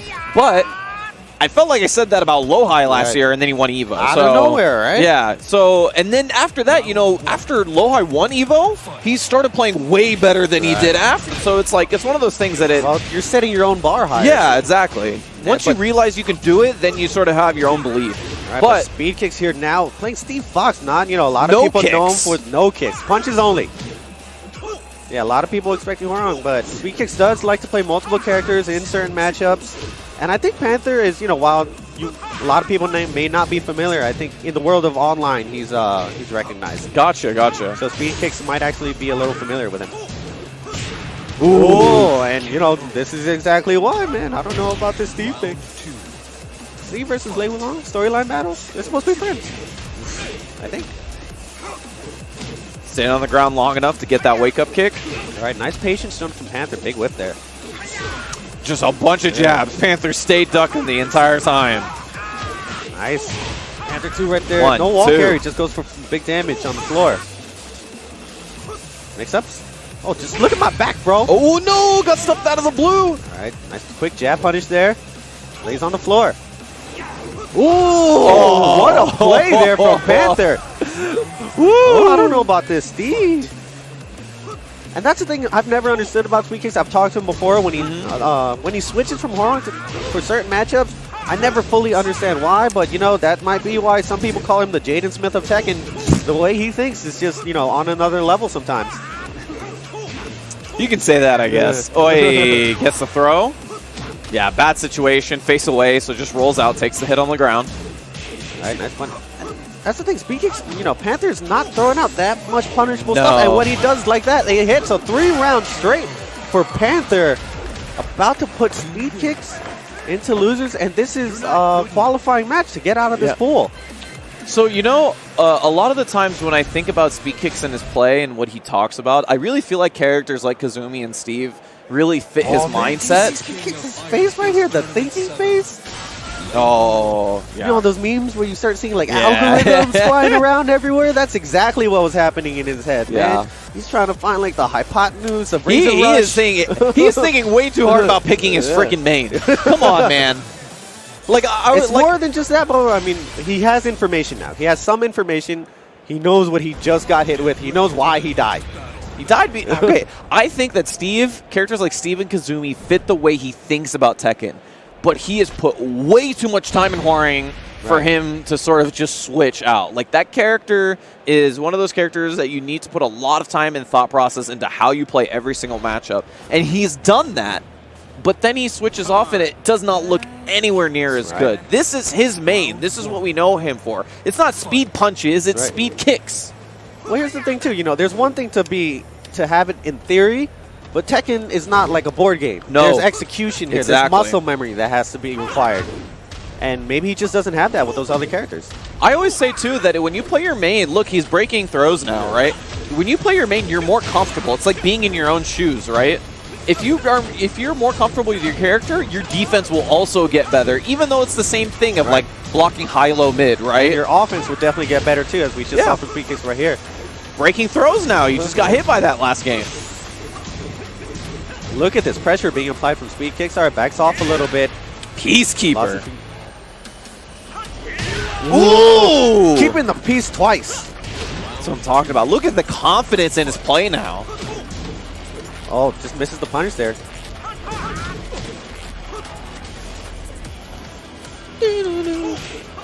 Boy. Nice. Look at that sidestep in the back. Little mini sidestep into the plasma blade. Ah, that's so sick. Steve Fox wouldn't have been able to do that. Not his Fox, anyway. Ooh, Speed Fox? Speed Fox. Yeah, the pressure. Panther doesn't seem to have an answer for the Hwoarang pressure right now, and Speedkicks is really good at using it. You know, that is the second thing, he just went for a just frame skyrocket. You didn't even see the blue stuff come out. Oh, he goes for it again. And he's not punishing that down 4-4. Traded Speedkicks favor. Nice rollout from Panther. All right, no throw break this time. Regular 2-throw. Oh, nice. Gets the mix-up, and that might be it. Yeah, that's definitely going to be it. Yeah, and Rage, that's going to do it. 3 straight in response to Panther. Oh, man, it's almost like he should have picked his main character. I don't know. I don't know. Maybe he is not respecting his opponents, or maybe he's... I don't think that's it. He's not that type of player. No, he is not. But I think that... he truly believed Steve Fox was the answer when he started. Oh, he's trying to invoke TWT rules here. So you cannot simple select, because if you're going to change your character, you cannot change the stage. And if you use simple select, the stage does not change. So, which is technically a stage pick in itself. So if you do switch characters, you do have to random afterwards per TWT rules. As we got the switch to Jin from Panther. And remember, Speedkicks used to be, I guess, what you would say a Jin main, because he played Hwoarang Jin in Tag 2 for a long time. You know, has he shown to play Jin as an alt in this version of the game? I don't think so. Not as much as you would expect him to, because I think Jin is a very different character than he used to be in this game.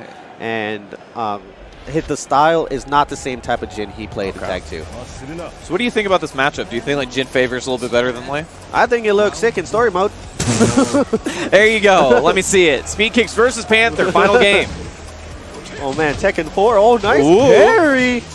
Maybe that's exactly what he wanted. He wanted the parries against all these Hwoarang strings. Oh, gets the wall splat. Oof! The damage. Working on a perfect. All right. Speedkicks trying to stay alive. Oh, almost got the parry there. This is going to do hell. Oh, my God. Oh, my damage. The Hwoarang damage goes for the mix-up. Yeah, gets the frames. Oh, baited. Baited. Yeah. Nice. Very, very nice. Everybody held their breath out in the crowd. What a comeback, man. Panther was owning Speedkicks up before. Yep. Plasma Blade, nice launch. Small stage, Mishima Dojo, so he gets the wall nice and easy. Easy, 50% gone. Oh, what was that? That hit on the floor? The old power crush after power crush? After into another power crush? There you go. 2 hits gonna do it. Speedkicks. Set point. We have no names for power crushes, right? Can we call it the white stuff? Oh no, white stuff. That's that's a different thing. All right, just short of the wall here. Man, Speedkicks making quick work right here. 6 rounds straight. Look Panther how with comfortable no this answer. dude Man. is on his main. It's a different story. 6 straight. When you're kicking in your own shoes, man. Yep. You know, in your own chairs, in your own DX racers at home. You know. Yeah, he looked a lot better on that one. Did you see that face? He was like, "Oh, why did I pick Steve?" Yeah, I think it's stick to the wiring. I love the way that Speedkicks thinks about the game. I think it's very idealistic, and it's very much how I think about fighting games. That's a word for it. Yeah. I think it's weird. I think it's idealistic, right? But his sparring is just, it's so refined to this point that it is definitely the character for him. Yeah, I mean, how long has he been playing this guy? He's been playing that character since he was maybe literally in diapers. Yeah. Since he was on the Tyra Banks show. You know? There's a lot of, yeah, there's a lot of kids who played Parang because they just thought he was so cool. They thought it was cool. Yeah. You know, I thought Parang was cool. And then I grew up. Yeah, and then I grew up. Then I learned better. But some of us, like Speedkicks, never grow up. Yeah. It's all right. Well, okay. Still a kid at heart. Yeah. But next up, we have a big one. I don't know if we've ever seen this guy play in America before, but we got crazy Super Akouma from France versus Korn, PAG, GFG, Footwork. Yeah, and Super Akouma has been a different guy since this Tekken World Tour season. He won the mix-up, the very first tournament that we had here in the Tekken World Tour. Looked fantastic in that tournament, right?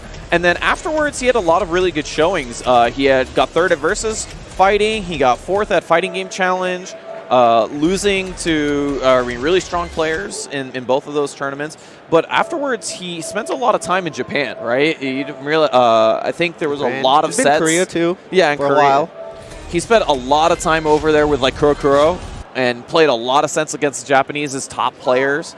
And you could really see the level up from even the mix-up to them has been really big for him. So I really think you have to consider Super Akouma as one of the best players in the world right now.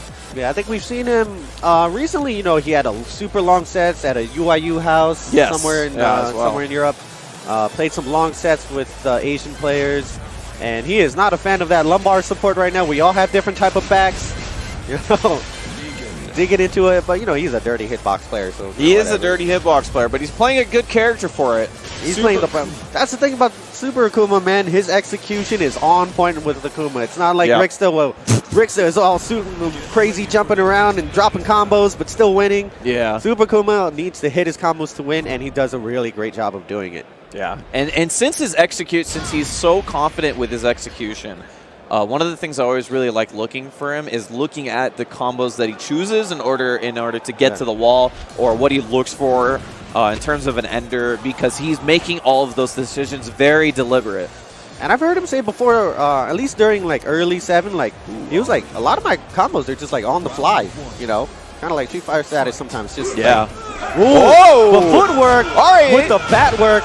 Is that how we're feeling about this? I see it. Man, the crowd loves seeing Negan, man. Jeffrey Dean Morgan, Thomas Wayne, John Winchester. Who doesn't want to see John Winchester win Evo? Oi, big whiff punish with the power crush. There you go. Look at that. The wall. Look at those dash jabs. 4 of them. Oh, Tatsu. Yeah, camera didn't work in the favor of Footwork there. Kind of weird angle. Man. Nice break on the throw. Oh, I think, did he block the low there and still get hit? It's over. He jumped after that? He jumped? Well, here's the thing, right? We're forgetting that this character has a DP, so Negan players love to establish their frame dominance, you know, with the back 1+2, that big bat overhead. Yeah. But you got to be scared of Akouma with the DP, and do you hear what I'm saying? I'm saying Negan is playing against Akouma. Yeah, I mean, what is going on? Tekken 7's crazy, man. Tekken is sick. Oh, missed the resplat though. Second hit. This is gonna be a bad situation for him. Jumps out the way. Do not hit my chakras. Get away from me with that bat. Wow. He is pressing buttons every time he gets a chance. He is not letting Footwork get a foothold on him. You know what I'd like to see some more like one. Oh, nice stuff. He does know some of this matchup for sure. Nice high splat. Oh, what? JGReene Morgan doesn't know about cross-ups. There were no cross-ups in The Walking Dead. I don't know anything about The Walking Dead. I can't say. I don't know. I don't know that much, but I know he never got hit with a cross-up. I mean, that's true. That's true. Man, Super Akouma trying to take some points. But, you know, he's looking pretty good in TWT standings right now. I think he's somewhere around the top 5. Yeah, Fourth place with 615 points. Yeah. That dude is looking fantastic right now. And it's not just the mix-up. Although that's a big part of it, he's also been doing well in dojos. And, you know, he's doing pretty good at pretty much every Masters event that he's been to so far. So I'm telling you guys, this guy is a heavy contender for getting top 8 this year at EVO 2019. Oh, for sure. So we go to I don't know if Footwork chose this stage, but we're going to Violet Systems, a little bit bigger. Ooh, focus attacks right through. Doesn't get too much from it, but wall pressure here. Nice. I like Footwork going for those crouching lows. Man. God, these words that Negan says. The vocabulary. Not Evo friendly. Oh! Yes, the JGReene hop kick. Let's go. The crowd is loving Negan. All right. Come on, Footwork. You got to give the crowd something to work with. And that's the first time we saw that power crush from him. Although he does look like he's ready with the jab to anti-air now. Combo to the wall pressure. Doesn't jump this time. The pressure. Oh, man. Yeah, I agree with you, Negan. I would have said the same thing. Look, why does he get to put extra dash jabs in his combo? The back. Oh, no. Wall combo, though. Ooh, easy lemon squeezy. One mix-up left. Is he going to DP? He just jumps.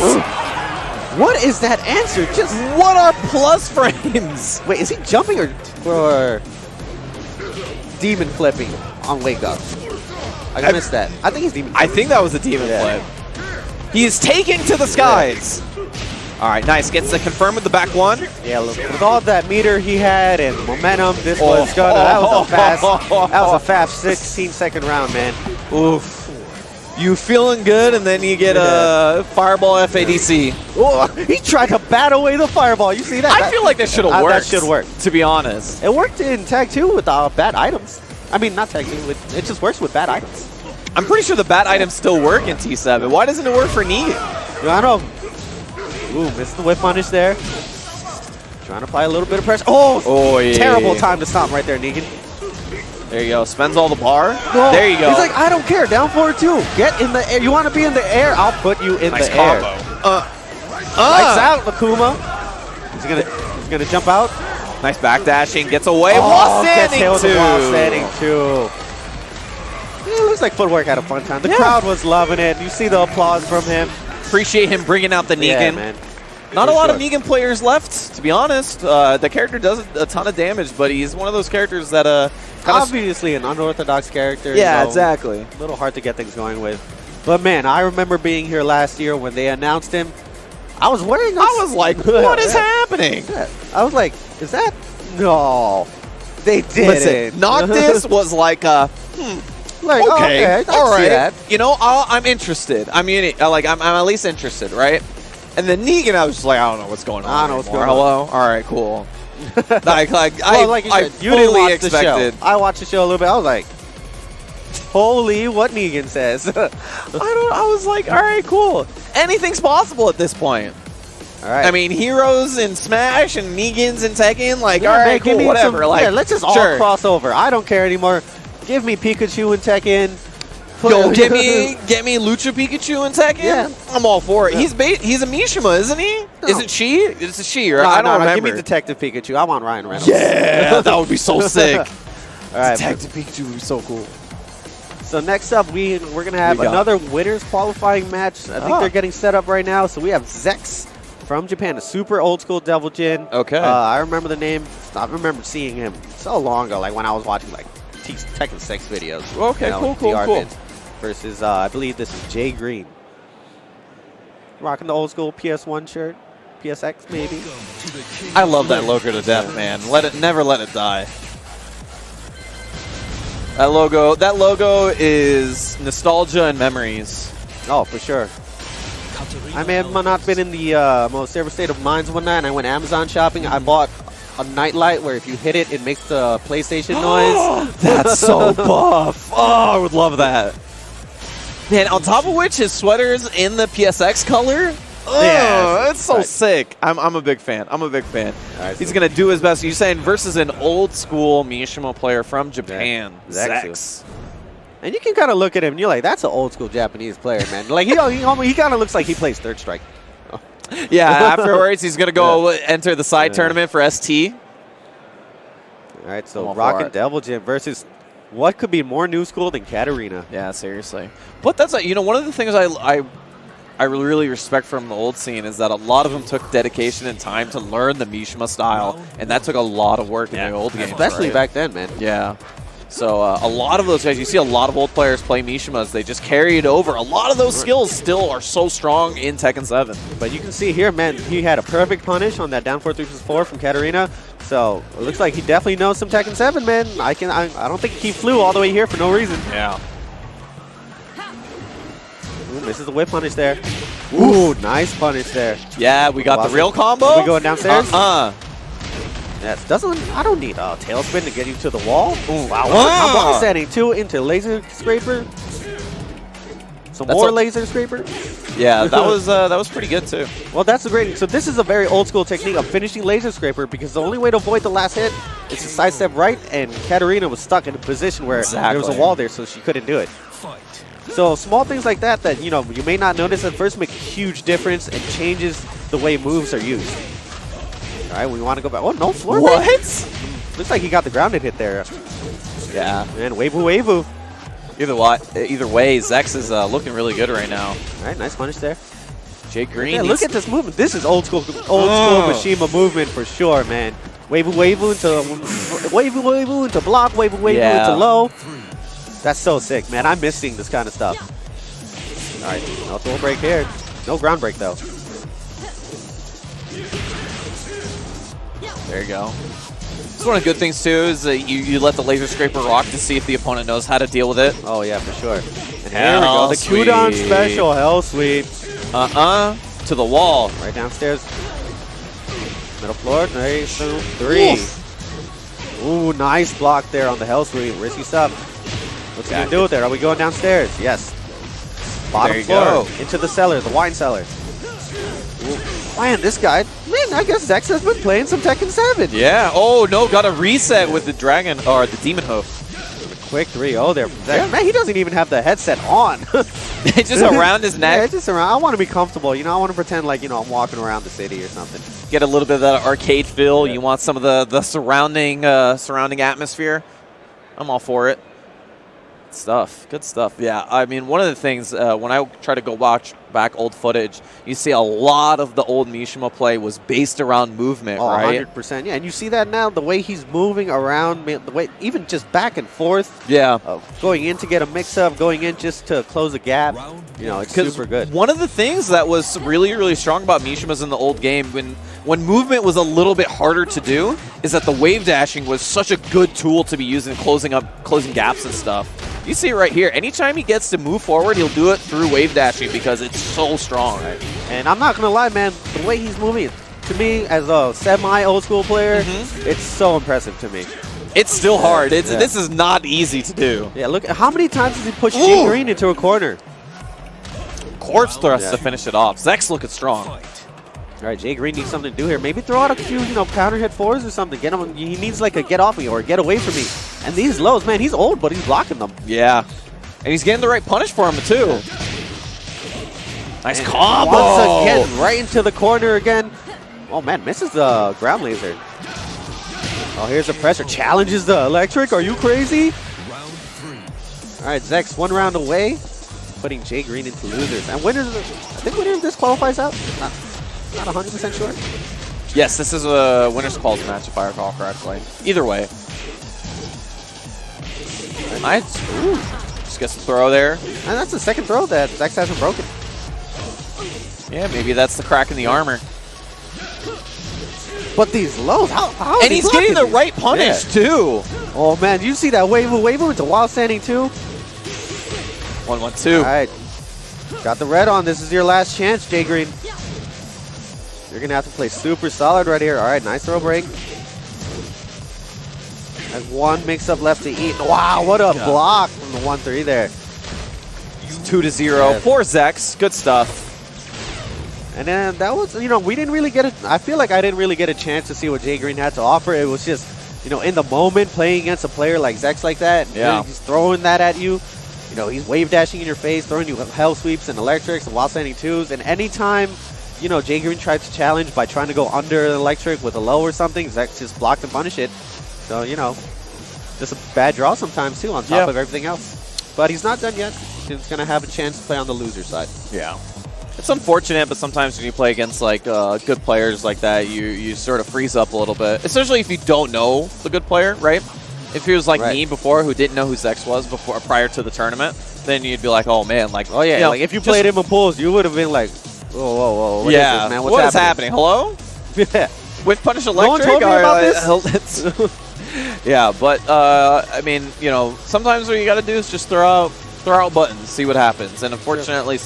A lot of people, including me, you get caught up in just holding back and waiting for yourself to get out. Yeah, it is what it is. And right now, setting up, we have PG SperoJin, who qualified for, I guess, like a PG sponsorship? Yeah. Winning the PG sponsorship? There's a PG online tournament who is run by Speedkicks, if I recall correctly.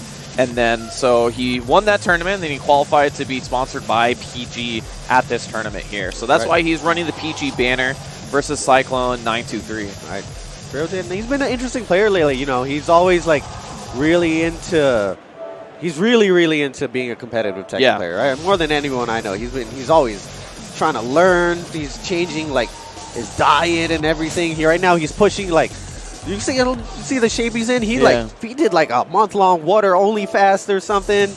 I'm not even kidding. He does look a bit skinnier, actually. You're right. I'm not kidding. Like, he's pushing, like, if you want to talk to him about, like, health and fitness, if you ever see him in a tournament, he's 100% down, you know.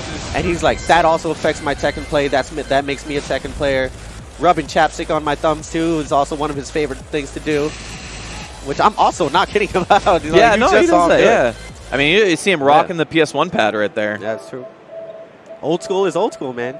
That's true. Man, they don't make pads like they used to. You know, that thing has been around for as long as you've been alive, I think. You might be right. That might be pretty close. But yeah, I mean, I'm not a huge fan of the PS4 pad, and I think a lot of the old school players feel the same way. To me, So a lot of them rock the old school pad.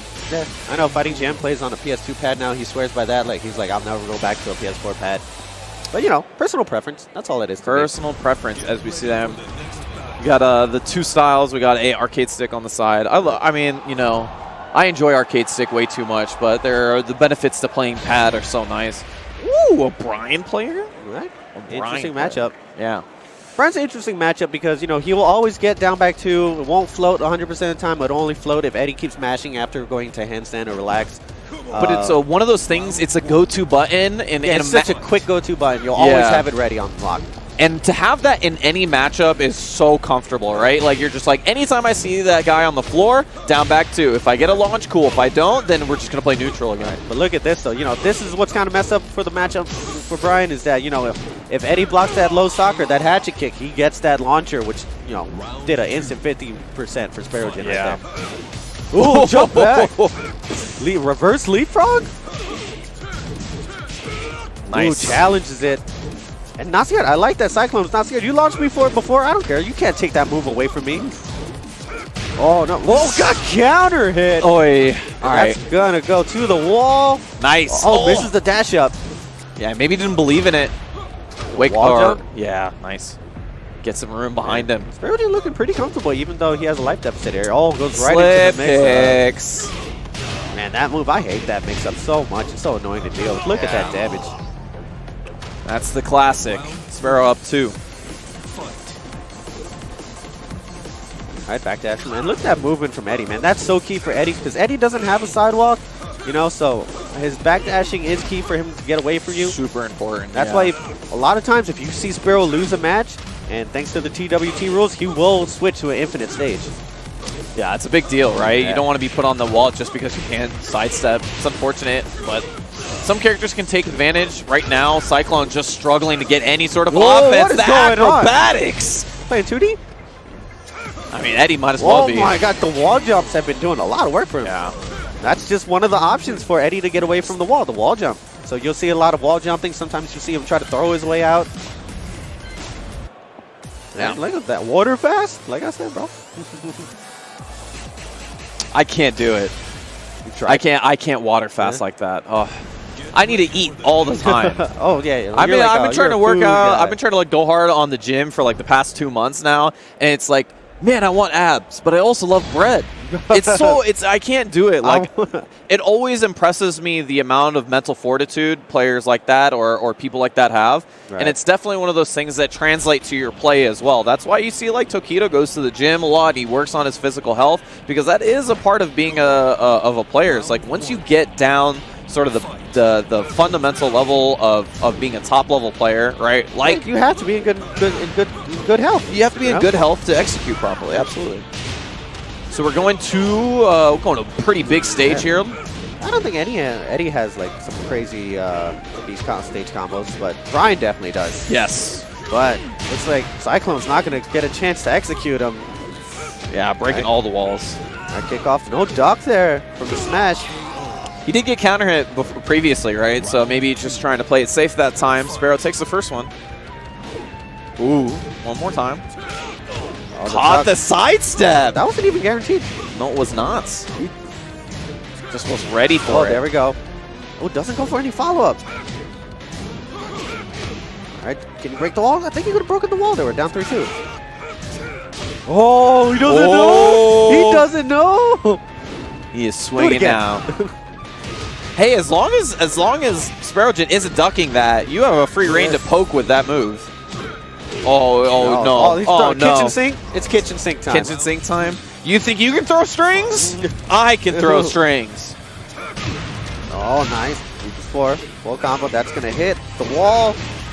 Oh, misses the... Whoa, what is going on? What was happening? That totally whiffed? What? All right, hatchet. There you go. Let me see it. Burn Ray Drive? I think he's going to burn Ray Drive. Oh, too far away. Down 2. Wow, sidestep through 4, but Cyclone, even with this combo, has a huge lead on SperoJin. Just one poke will end it for this round. Oh, there you go. 2 into the stop. And the Ray Drive, but the sidewall slack. Can he convert? Yes, he can. Wow, nice. What a comeback from Spero the Hero Gen. Look at that $1 million smile. Oh, and he's got tasty beads on now too? What? It's the power up, man. What is happening? Maybe he got one from Steve. That's how he's getting better. That's how it starts? Yeah, dude. You get a set of beads from Steve. Oh, that's imagine how much power that is? That's a blessing, man. Yeah. Why do you think Steve's so buff? It's because he keeps putting all this crap on his arm. You don't know how much those beads weigh? That's how Spero's working like out. Rock Lee. They're like Rock Lee beads. Yeah, right? You just take them off and it's just a big puff of sand pop up there. Yeah, I like it. Yeah, guys, if you ever shake Steve's hand, be careful, man. If you're ever next to Steve, be careful. Oh, man. If you're watching Tekken in the vicinity of Steve, you gotta watch for your arms. I thought it was just like a storyline. I thought it was just like a little like fake lore that Mark used to like say on commentary and stuff. Bro, I was next to Steve at Strong Cell and I think someone did a jab and he nearly tore my arm off, man. And then the tablecloth went flying and everything. You know what's the strat? You gotta attack Steve before he attacks you. Yeah, exactly. Yeah, if you see something cool, just go for his arms first. And you have to immobilize him before he gets to you. And he's like, but I want to grab him and he's grabbing me. You have to immobilize him first. That's true.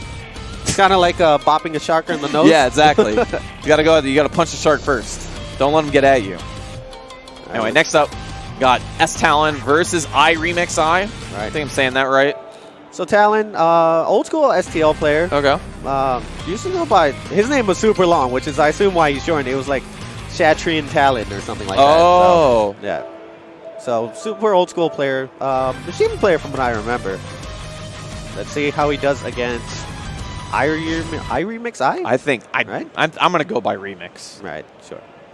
Welcome to the King of Iron Fist. Because otherwise I'm saying Iremixi or something like that, and I'm not saying that every single time, and I'm definitely not saying it right every single time. So Right. Guys, if you come to a tournament, make it easy on us, please. Just limit your Please? vowels, yeah. you know? Or if you're trying to bracket your name a little bit, which is what I think Iremix I is trying to do, Yeah. you know? Unless it's I Just can't even try. Just I can't even simplify try. it. Just simplify Yeah. it. Make it simple. Make it easy for us, guys. Yeah. We appreciate it. We really do. Get ready for the But I think we saw the Steve pick here from Talon. Another popular pick from the old school players. Yeah. Steve is super good, man. Steve, Super I think good. Steve is like amazing in this version. Good lord. I don't want to say numbers, but I think he's awesome. There you go. There's another Brian up. See how this goes. Is there anything to worry about for Steve in terms of punishment from Brian? Like, is Jet Upper give him a little bit more mileage here? Nothing too crazy, honestly. It's a pretty honest matchup. Yeah. But, you know, Brian is what we kind of refer to as, he's kind of like a tank character. Right. Where, you know, he has the moves that you're worried about, like hatchet kick and kick off, they're a little slower. And Snake Edge from full screen. With the Snake Edge and Northern With Cross? Snake Edge, it's like +4, bro. That's what I'm talking about. Oh, I mean, Remix was ready because right there, that is one thing that you normally would be worried about. Like you just asked me, that Duck 2 launcher from Steve is -14, but Jet Upper won't always reach, and we just saw that earlier. And back one, everybody loves back one to the wall, 1-1-2 punish. Wow, and with the raise, that is just enough to kill. Well, Talon takes the first one here. Remus looking good though. Oh, second hit, Wildman combo, be careful. Oh! Hellraiser to the combo. Oh, misses the dash up. Nice, gets the throw. Oki just rolls out of it. Counter hit. Trade. Even trade. Pick it up. Enrage. Wonder how he's going to end this. Ooh. Oh, the blue stuff. Okay, so I did not expect the blue stuff from Remix. I 100% expected. Why would you not? It's Brian, man. Yeah. Just do it. You got a free launch. Both these characters in Rage just get a one free launch attempt. You know? That's crazy, right? Yeah. Dude, Steve has a launching Punisher when he has Rage. It's something that really so messes me up in certain matchups. The zoning Snake Edges, though, from Remix are I like definitely it. throwing I me am off. super down with that, man. What are you going to do? Huh? What are you going to do, bro? I mean, all Talon's been getting is like Wildman at best.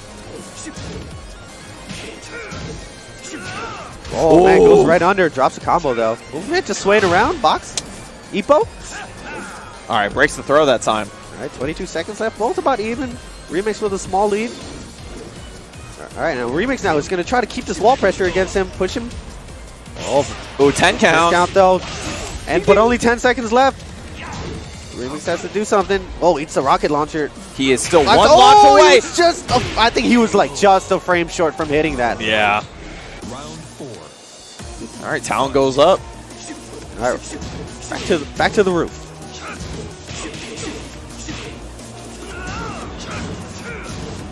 All right, whoop tail blocked. All right, nice patience here from Talon.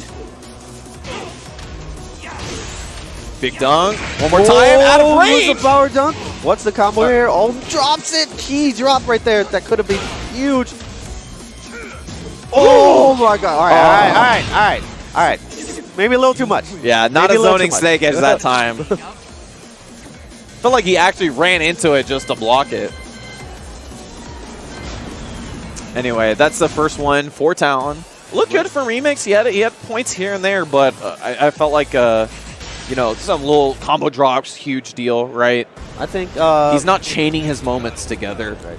Talon's patience is what was really key there. I think.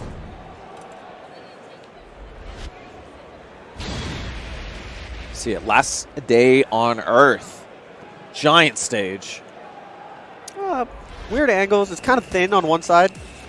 Yeah, know? it's a rectangle-ish. Yeah, very, very much a rectangle stage. One good thing about it, as opposed to the Noctis stage, which I forgot its name right now, is that it actually starts to Hammerhead. Thank you. It starts even. It doesn't start off axis like that one does. Right. So that's really, really nice. But if you're Brian, you love this stage because if you're on this side, if you're perpendicular to the long ways, then you get to the wall really easy. Yeah, but Brian can't beat up next to that motorcycle right there, man. The Harley? Brian looks like he likes Harley. That's the one thing I don't like about this stage. It's the motorcycle? Really, no, not the. I don't. The walls aren't obvious, right? They're not. Oh yeah, like, because they're objects. Yeah, so it's kind of hard to see the walls sometimes. Oh, no throw break. And Talon, you know, he's riding the momentum right now. He's feeling really comfortable here. Rocket launcher right into the wall. He's like, you're trying to get away from the wall? Get over here. 10 count. Yeah, playing that bulldog style that Steve can do. Whoa, ooh, nice ball crusher. Oh, bound?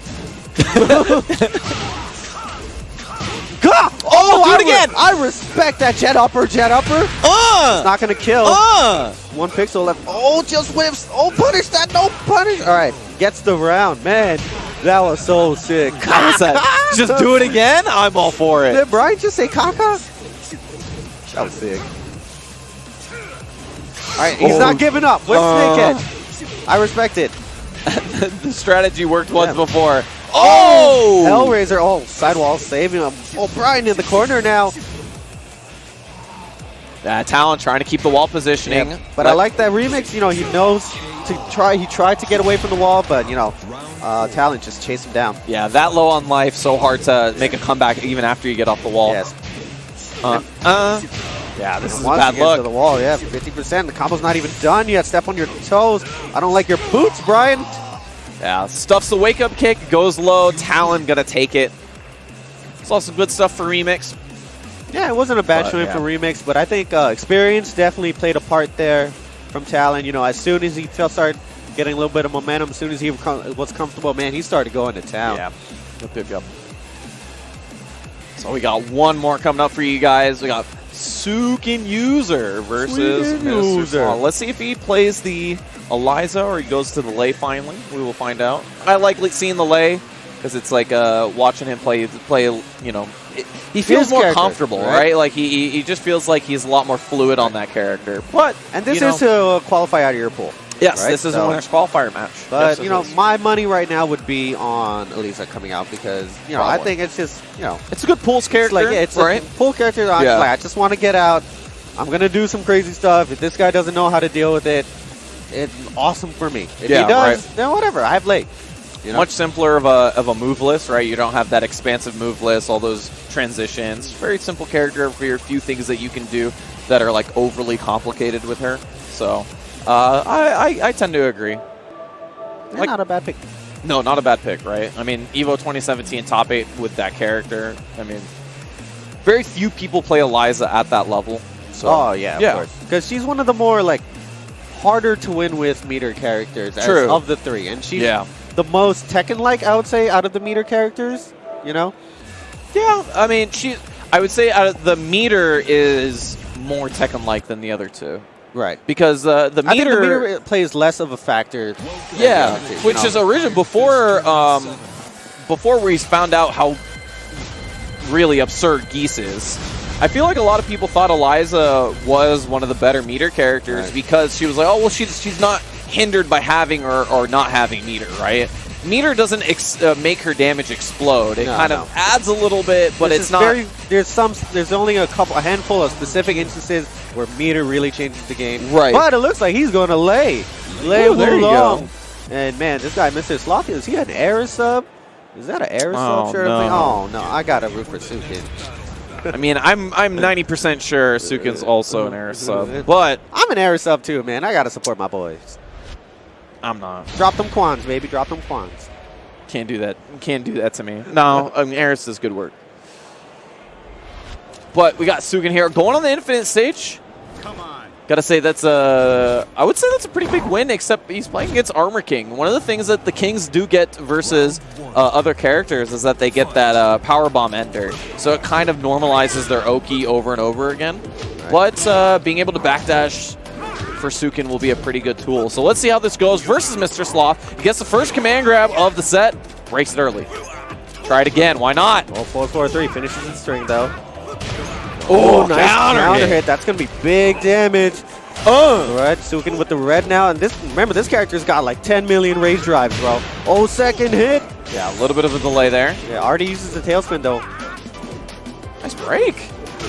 Oh, nice down back 2-4. Closes out the round. Mr.Sloth. That down back 2 hits so much farther than you think it does. It's got a great hitbox. Right. He's going to go for that combo every time because there's no need to go for the wall carry combo. Oh, just do it. Just do it. Oh, nice duck there from Suiken. Getting the perfect. Oh, takes a drink. Bro, you're in a bunch of water. Ooh, the counter into the dark over. Yo, that nice combo. The character reveal combos. I love it. Yo, I'll run send up. in one perfect for perfect. You want to pee on me? I'll pee on you too. There's water everywhere. We're in Split Splash, baby. Round 4. Take a drink. Throw him into the puddle. Nice. I'm going for launchers. Uno, dos.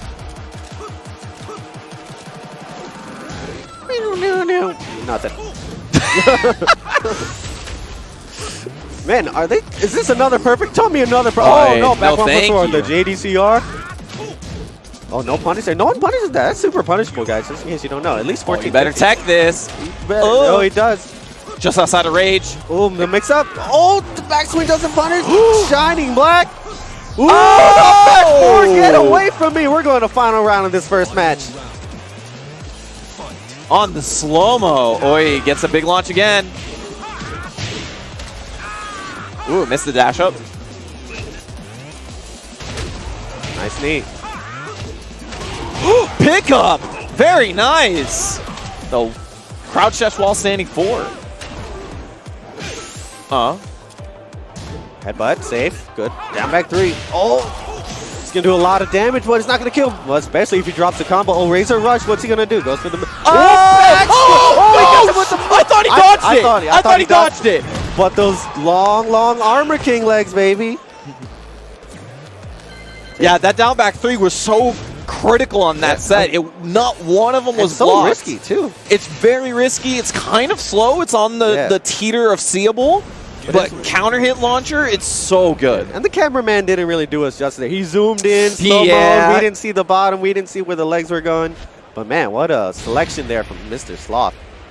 And I think Suiken's very smart, right? He'll understand that was the key problem in playing versus him is that he was getting hit by too many down back 3s. Yeah, he's getting counter hit a lot. Anybody else want a piece? But he did pick a walled stage. This is for sure. I think he does. Lay's wall pressure is pretty. It's nothing crazy. It's not like Brian status or anything like that, but it's still really good. All right, so we're gonna see him go for the wall carry here. Into the running 3-4. Yeah, rolls out of the way. Sloth knows. Karate Kid.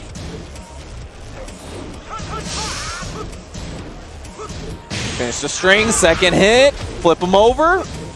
Yeah, he's hitting him with the. Now, here's the thing with Lay is that you really want to test your opponent's knowledge of Lay's moves because Lay's got like 279 moves. You know, so how much can I throw at him? How much does he know about this character?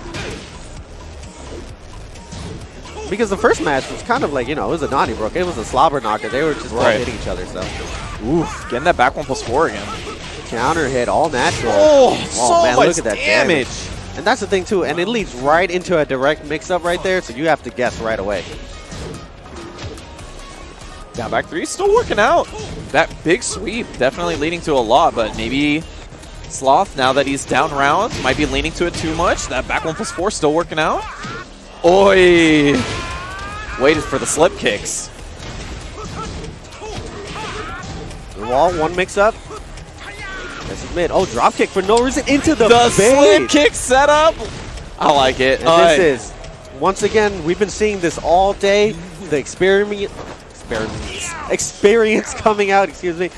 You know, and Suiken making all the right adjustments right there. And the stage definitely, the stage pick 100% played a factor in that. We're going to the AK Classic.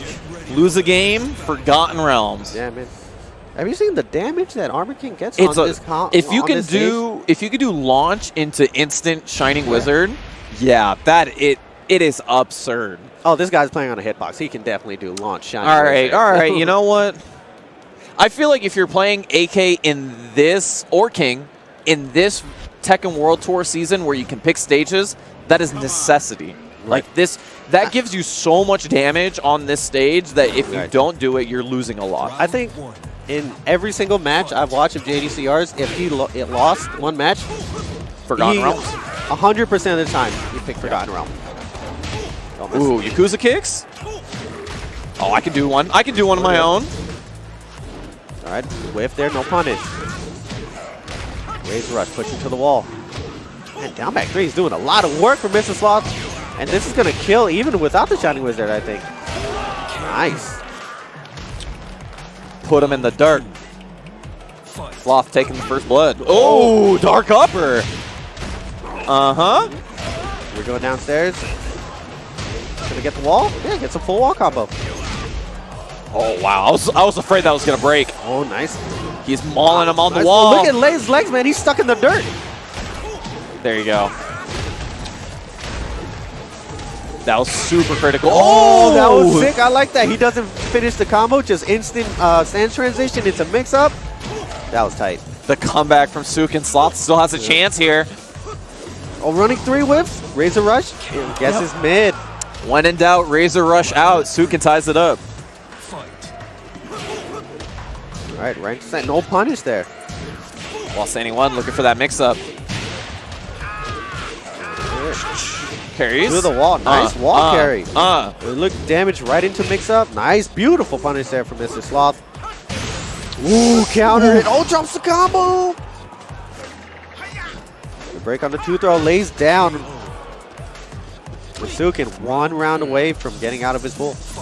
Yeah, Sloth can definitely do it, though. He's been look good once he gets the pressure, but Suiken's trying to keep up the aggression and never give him the chance. Razor rush right into the wall pressure. Oh, Sloth. Working off the second hit. You can duck the second hit, but he doesn't know. I'm sorry. And the aggression from Suiken in the last 2 rounds is what closes it out. He's going to qualify on the winner's side of his bracket. All right, good stuff there from Mr. Sloth, man. I really liked what he was doing. He definitely showed signs of life. Oh, look at that stick. Armor King and King on it. Pretty sick. I like that. I like when, people really love their characters, man. Oh yeah, especially in this game, right? We've seen it in Tekken World Tour. We see a lot of people are becoming multi-character players, right? It seems like it's pretty rewarding in Tekken World Tour, or at least in this version of Tekken 7. But there's those few guys who are still character loyalists, and they still see a lot of success. So I mean, either way works out. It feels like. Yeah, I think I'm looking forward to seeing Double is here. I'm looking forward to seeing him play. Yep. 100% law specialist, and a lot of other international players like that. Yep. Thank you guys for tuning in. EVO 2017. The Tekken action is 2019. The Tekken action is not going to stop, but it is put on in large part of our sponsors. We want to thank him so much for helping us put those on. But please don't go away. There's going to be more Tekken 7 action right here on this stream. Let your friends know, but don't go away.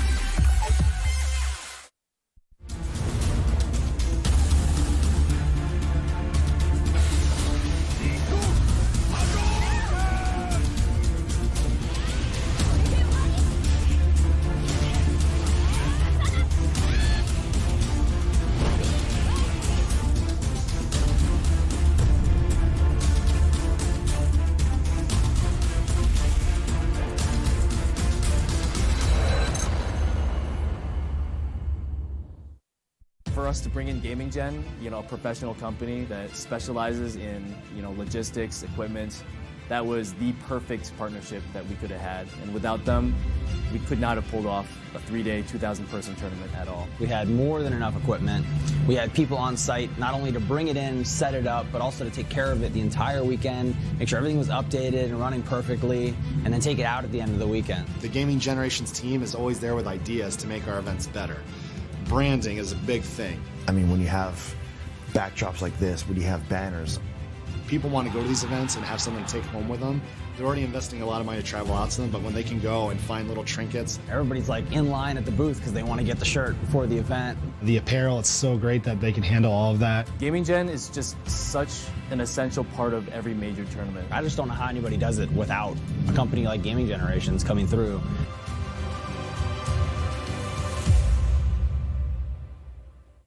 Confessions of a Cup Noodles lover.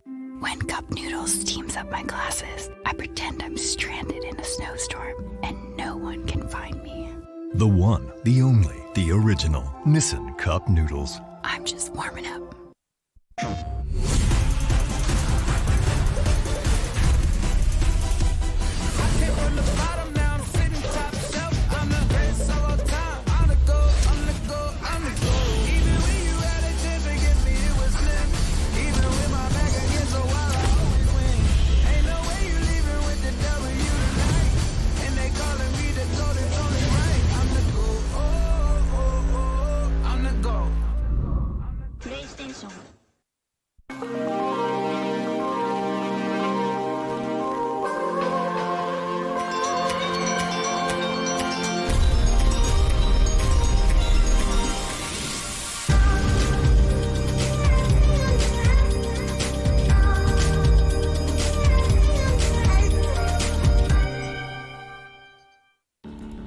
Get the latest smartphone without the hassle of a contract.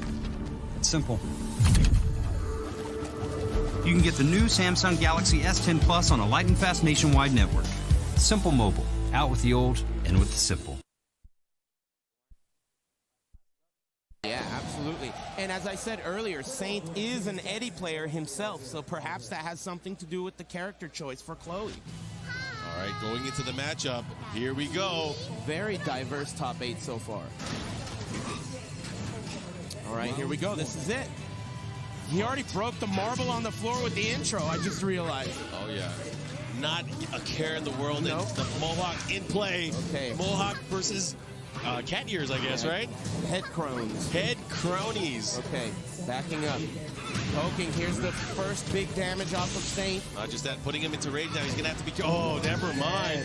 Never mind. This is how Saint starts out all his matches, just dominance. Yeah, and you know, that's part of being a champion. You know, he fights hard. Oh, yeah. But Junding, not to be underestimated, he is one of those players that can hang with the best of them in Korea. Out of the air, he's going to get a wall combo here. Ouch. The low poke. Goes for the power crusher, and that's a pretty good option, I think, from Lucky Chloe here, but she has to, again, be very careful because it is high. Certainly. The nice just frame launcher, gets the wall carry. Goes for that one flip over, here's the mix-up, and you know, you have to be right up close in Jack's grill to go for that mix-up. Very hard to do that with Saint's masterful movement. Yeah, and again, it might be a little bit hard, though, because Jack, he is such a big target. Oh, goes for the double grab. Jungding. Oh, the whip. Wow, look at that, hitting the brakes, getting all the way in there. He's going to have to be careful.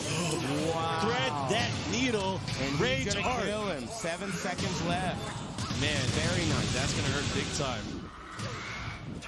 And of course, 2 rounds to none now in favor of Echo Fox Saint. Okay, here we go, round 3. We've seen Jungding make comebacks before. He started off against JDCR struggling, but oh, there's a big low carry out of back turn. You always have to watch out for her California roll. That's what gives her the biggest damage she has.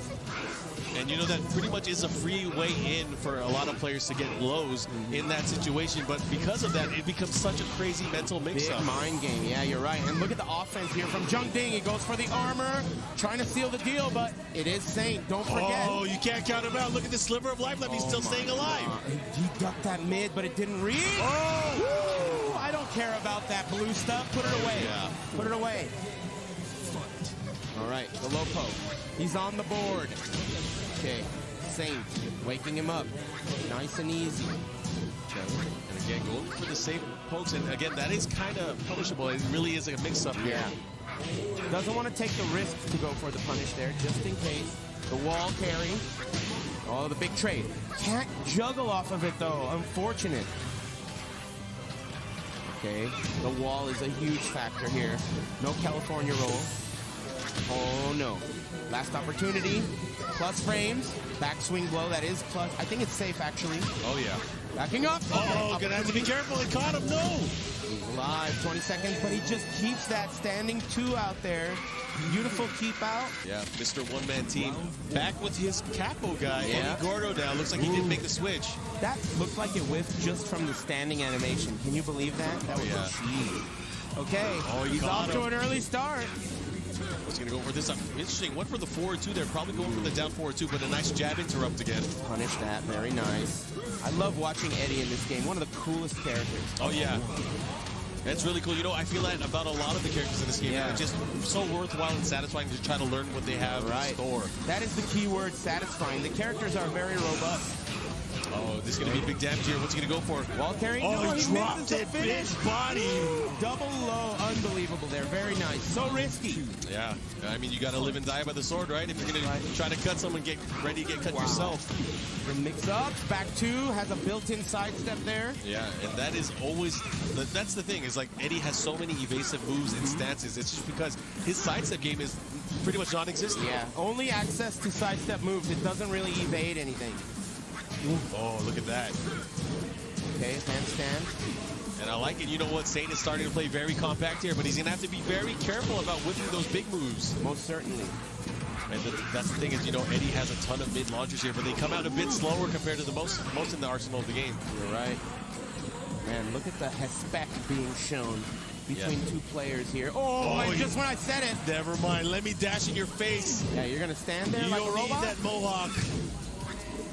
All about dreads. Look at the time. This is going to be a huge factor. Oh, he got him out of the air. And he's dead. Yeah. Wait a minute. There's not going to be enough time, but he... The last mix-up? Not enough time. Yeah, not enough range either there on the relax. Too long. Yeah, after the rage drive, that slip kick is not deep enough to hit. It only partially hits. Okay, round count tied up here. Saint pushing towards the wall. The big robot shoulder. And the shoulder, but they kind of switch positions here, and now Jack's in a precarious position because his back is kind of near the wall as well. Low parry. Very important here. What's he going to do? You know, he has a sliver of life left, but he does have access to more damage now. And damage modifiers, of course, with the rage drive and the rage art. Not much left here. A forward 4, yeah, that's not going to do it. So game 1, Saint is up 2 rounds to 1 here. Game 2, sorry, I forgot all about the Chloe pick. It was a button check. Yeah, but right now, this is very important because judging his tournament life on the line. That's it. That's what that means. If he's on game 2 here, he's in trouble. But still, you know, you can say he's just backdashing, making him come to him, and let's fight in the open. I don't want to fall for your shenanigans. Yeah, Saint, in these cases, he just does these clean wins, clean rounds, doesn't overextend. Oh, up 3 whip, and this is going to be bad. Nice and easy. One for the power crush there. Nice under. Yeah, Jung Ding's in big trouble now. With the sliver of life left here, it's going to take a miracle to pull this off. Yeah, I can't imagine how he could formulate this comeback. But I'd like to see him try. Yeah. Oh, man. Look at this. There's no time left. It's winding down. Okay. He caught him ducking. It's the beginning. Okay. The mix-up here. He's got to hit him so many times. Oh, he went for the throw and what? Very nice. And you know, it's a valiant attempt there, but man, that was rough. And Junding is going to go home in 5th place. Yeah.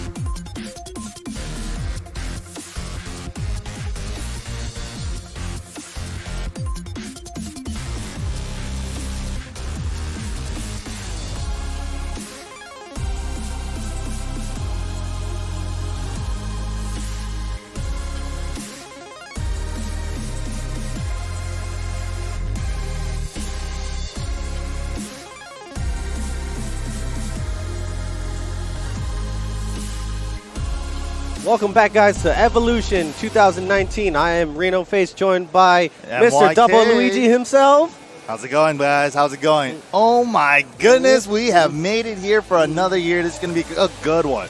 This is some pool play action today. You know, the 4 p.m. pool. Let's see what happens. You know, a lot of crazy stuff this year at EVO. A lot more people than usual. The biggest singles Tekken tournament ever. 1,800 something, almost 2,000 people here to just play some Tekken. Some good butt Tekken. Good booty Tekken. That's what I like to see. All right, here we go. We're starting it off We're right starting away. off with some hand wipes and cell phones. So we're starting off the right way. Oh, that's a very cute peace sign. I like that. Okay. I like that T7 shirt. That T7 shirt. What is that? Is that official? What shirt is that? What shirt is? Someone find me that shirt. Oh, it's like all the devils put together. That's sick. Hey, that's a dope shirt. Was that a Japan-only region shirt?